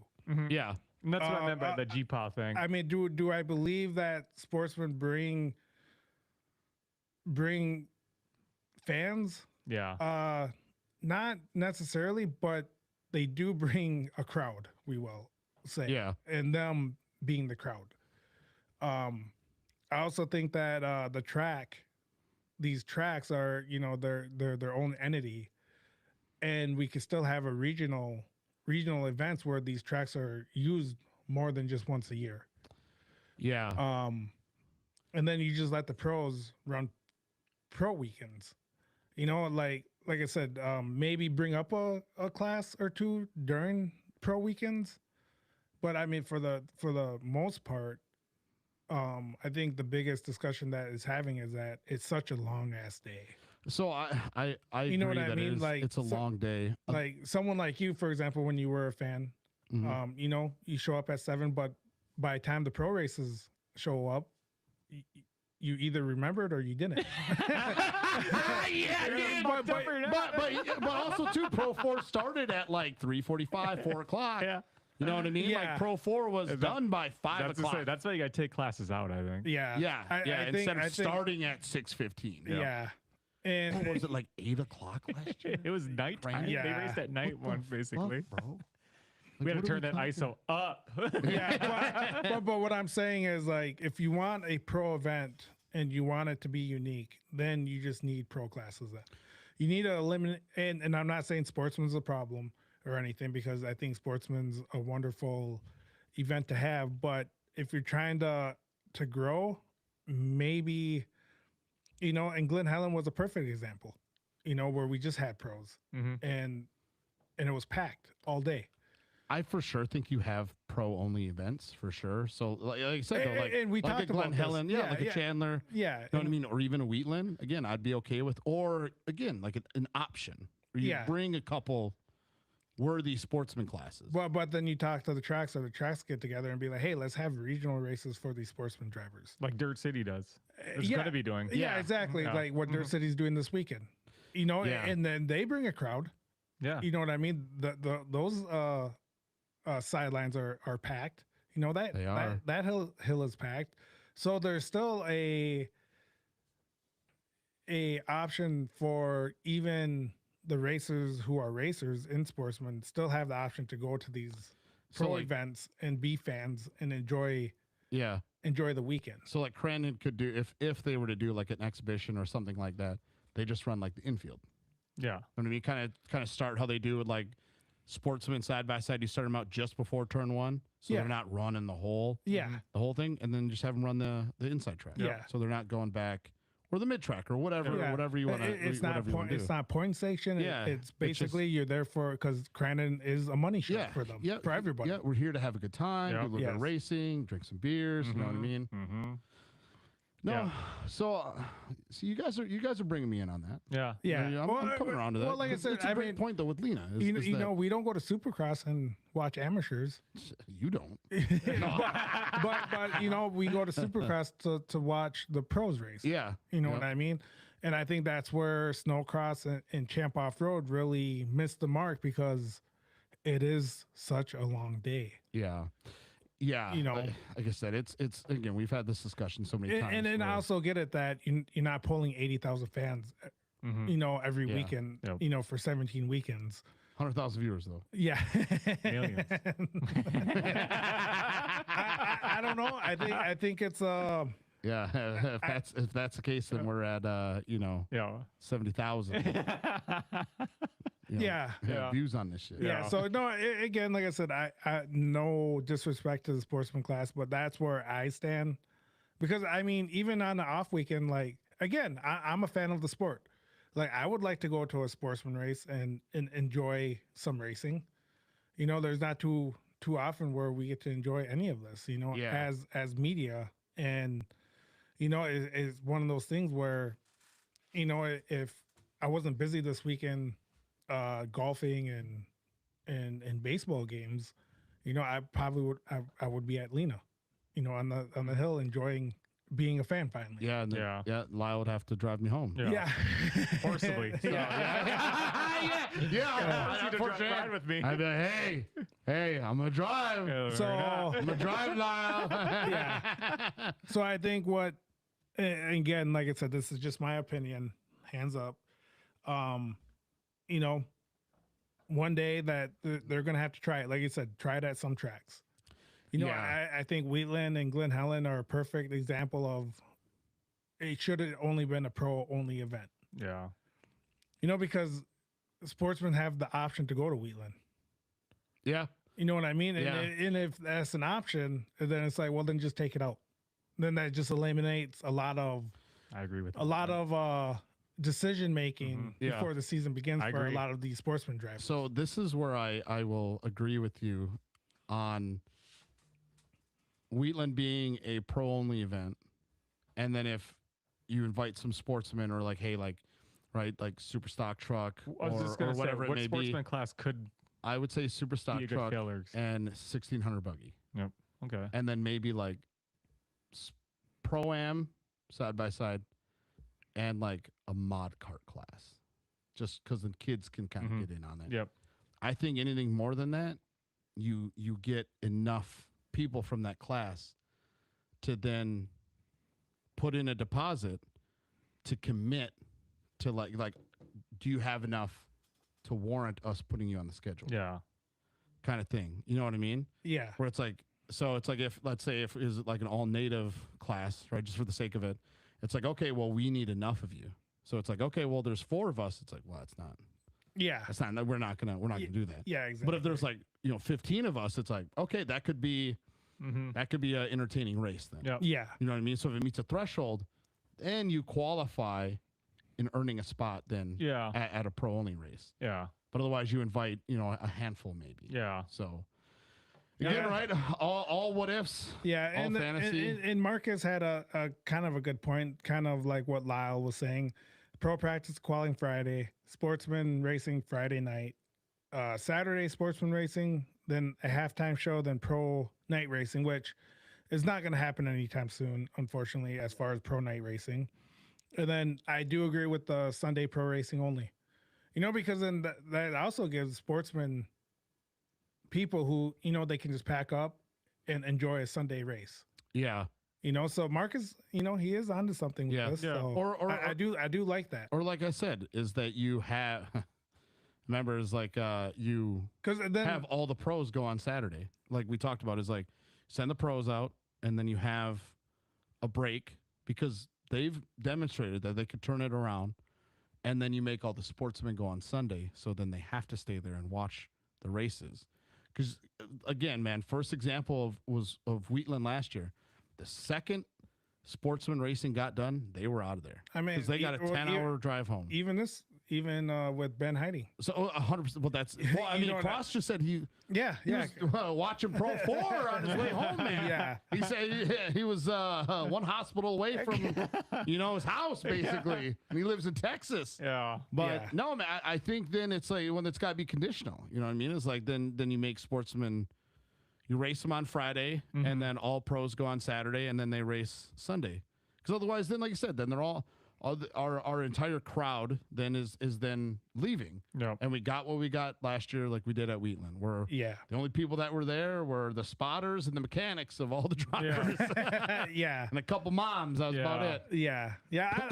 Like I said, it is such a, again, like what Jesse's saying, he's part of that, you can't teach old dogs new tricks. He's so used to having he's so, I guess, inconvenience with change. Yeah, accustomed to the... And there's nothing wrong with that. Nothing wrong with that. And I believe we're in a state right now in off-road where we need change. We need to try different stuff to see what's going to stick. Yeah. You know what I mean? And like I said, maybe we do these things. Maybe Champ does try to, mix it up. Maybe... Kick out a couple classes. Yeah. Like I said, man, as we've talked about this ad nauseum for 3 years. Yeah. You know what I mean? It's like, get rid of some of them. Get rid of some shit. Yeah. Get rid of some of them. But I also get it too that, you get rid of classes, you get rid of money. So, and that I was just about to say that. So don't make me go put it on. But no, like I said, Don't make me go put it on. It's hanging there like it's like the Green Goblin. Talking to you right behind you. Yeah, right. But no, I do applaud Carl in agreeing to the schedule change. The pit party. I was surprised they even did that, to be honest. Yeah, just everything. I hope they continue with these positive changes and we keep moving forward into hopefully making off-road great again. So I mean, I even think, like I said, it made me giggle a little bit. We'll wrap it up here in a second, but made me giggle with like CJ's like not being pumped about the schedule. But I'm like, brother, the fact that you got him to change it is a win. Is a big step in and of itself. Yes. That they're willing to try this. Yeah, they're even willing to try it. Sure, they didn't take like your, verbatim, blah, blah, blah, blah, blah, blah. But still, like at least they changed it. You know what I mean? And I do agree to an extent with Jesse as far as like, it's I almost said this. It's funny. These are like the problems that we're having. Like, how can we optimize racing to have like ideal tracks and drivers as it goes on? You see what Brian said? Brian goes, where'd you get that schedule? Shoot me a copy and no fucking meatball subs for y'all. Oh, come on, Brian! Please! Please! Send it over to him. But Brian, it's at Champ Off-Road under Anigo and the schedule. So it's right on the website. For anyone that wants to see the schedule, it's right on the website where you would go throughout the weekend. So, the last thing I wanted to bring up with Jesse, like I said, is just we're talking about trying to optimize a schedule, which I think is great, man. Great problem to have, because like you said, is before Pro 4 you put Pro Stock, because then there's right now you're trying to be as efficient as possible. Yeah, you know what I mean. And then before Pro Stock, it's like, okay, then Pro 2, what goes before Pro 2, something with less power, and then yada yada down the board. So then you're trying to optimize track time or trying to keep the show moving on. So because even good problem to have. Like even with that, like let's say that does happen. Let's say Pro 2 or Pro Stock goes before Pro 4. Do you even mess with the track? That's what I mean. Yeah, do you go spit on it and that's about it? Yeah. You know what I mean? Do a one run and yeah. I mean, who knows? I guess we'll see it at Anigo. I'm excited. Yeah. I mean, do you do like Pro 2, Pro side by side, track prep, and then Pro Stock, and then Pro 4? Because then then the Pro 2s are gonna run the thing up. Yeah. And then the Pro side by sides are gonna be like, we don't care. Yeah. Yeah. No. Go whatever. And then before that, it's like then you have, you know what I mean? what do you do then? Pro buggy, pro spec, and then pro light, and then you track prep, and then do pro 2, and then pro side by side, track prep, pro stock, and then pro 4. Yeah, Something like that. I don't know. Or just get rid of buggy. Fuck it. Yeah, No, I'm just kidding. Yeah, no. Get rid of think, buggy. but I think at the end of the day, like I said, I think it's more catering to sponsors and fans and making sure that the 2 top classes have fans engagement, Yeah. it looking good on TV, and it making it look like, you know, there's a bigger crowd than it is. Yeah. So again, yeah. Okay. That's our two senses. Yeah. So I mean, we didn't really get a chance to recap Wheatland, but you know, we'll get there one day. we will eventually recap Wheatland, and we will talk about, you know, again, you know, with Lyle being gone. Again, you didn't really miss much last. We didn't really talk too much about like Wheatland. So yeah. Oh, and next week we'll have what, VDE on? VDE in studio, and then we'll bring G-Paw in, and we'll talk about his win. Yeah. And then I guess his I also have another question is Mr. Beat wants to come in studio also. Really? In studio next week? When does he come to Wisconsin? Wednesday. And Lies he stays? in. You stay until Anigo? No. Just come in and hang out and test, Yep. probably? Yep. Okay. So we'll see. We'll see what happens. We could make shit happen. Yeah. I mean, yeah, that'd be a fun show. Yeah. So, all righty, ladies and gentlemen, thank you all for tuning in. Thank you for watching. Thank you for downloading. Thank you for listening. We appreciate it. We appreciate everybody in the chat, everything everybody has to say, all the questions and whatnot. Hope you enjoyed the show. But yeah, 2 weeks till Antigo, and then it's race time. So yes. thank you, everybody. We Enjoy love the you time guys. off. Yep. And yeah, we will see you guys next week. Love See you next Thursday. Love you. Love you. Bye. Bye.